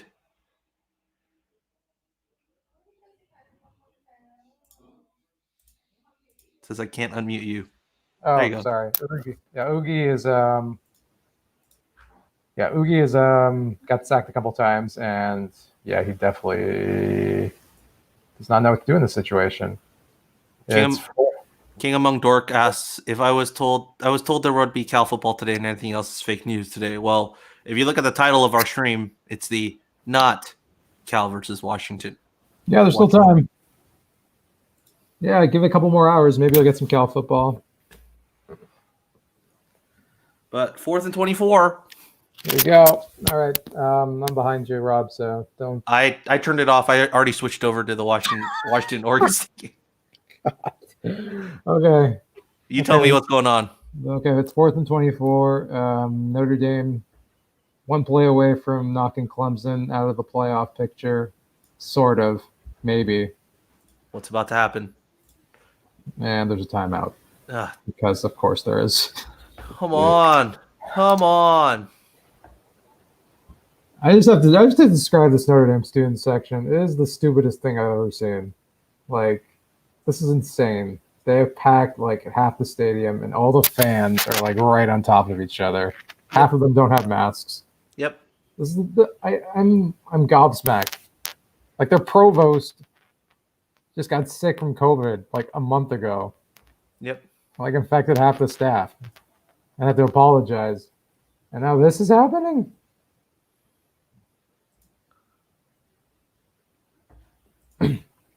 But yeah, obviously Cal is the program that is at fault, and definitely should get all the criticism for not playing. What just happened? 4th and 24. Here we go. 3-man rush. Oogie. Not even close. Oh, they run the. What the hell was that? They're running laterals. They're not even close. Notre Dame wins. And there you have it. The playoff picture's been. Okay. We have reached peak stupidity. The Notre Dame fans are rushing the field.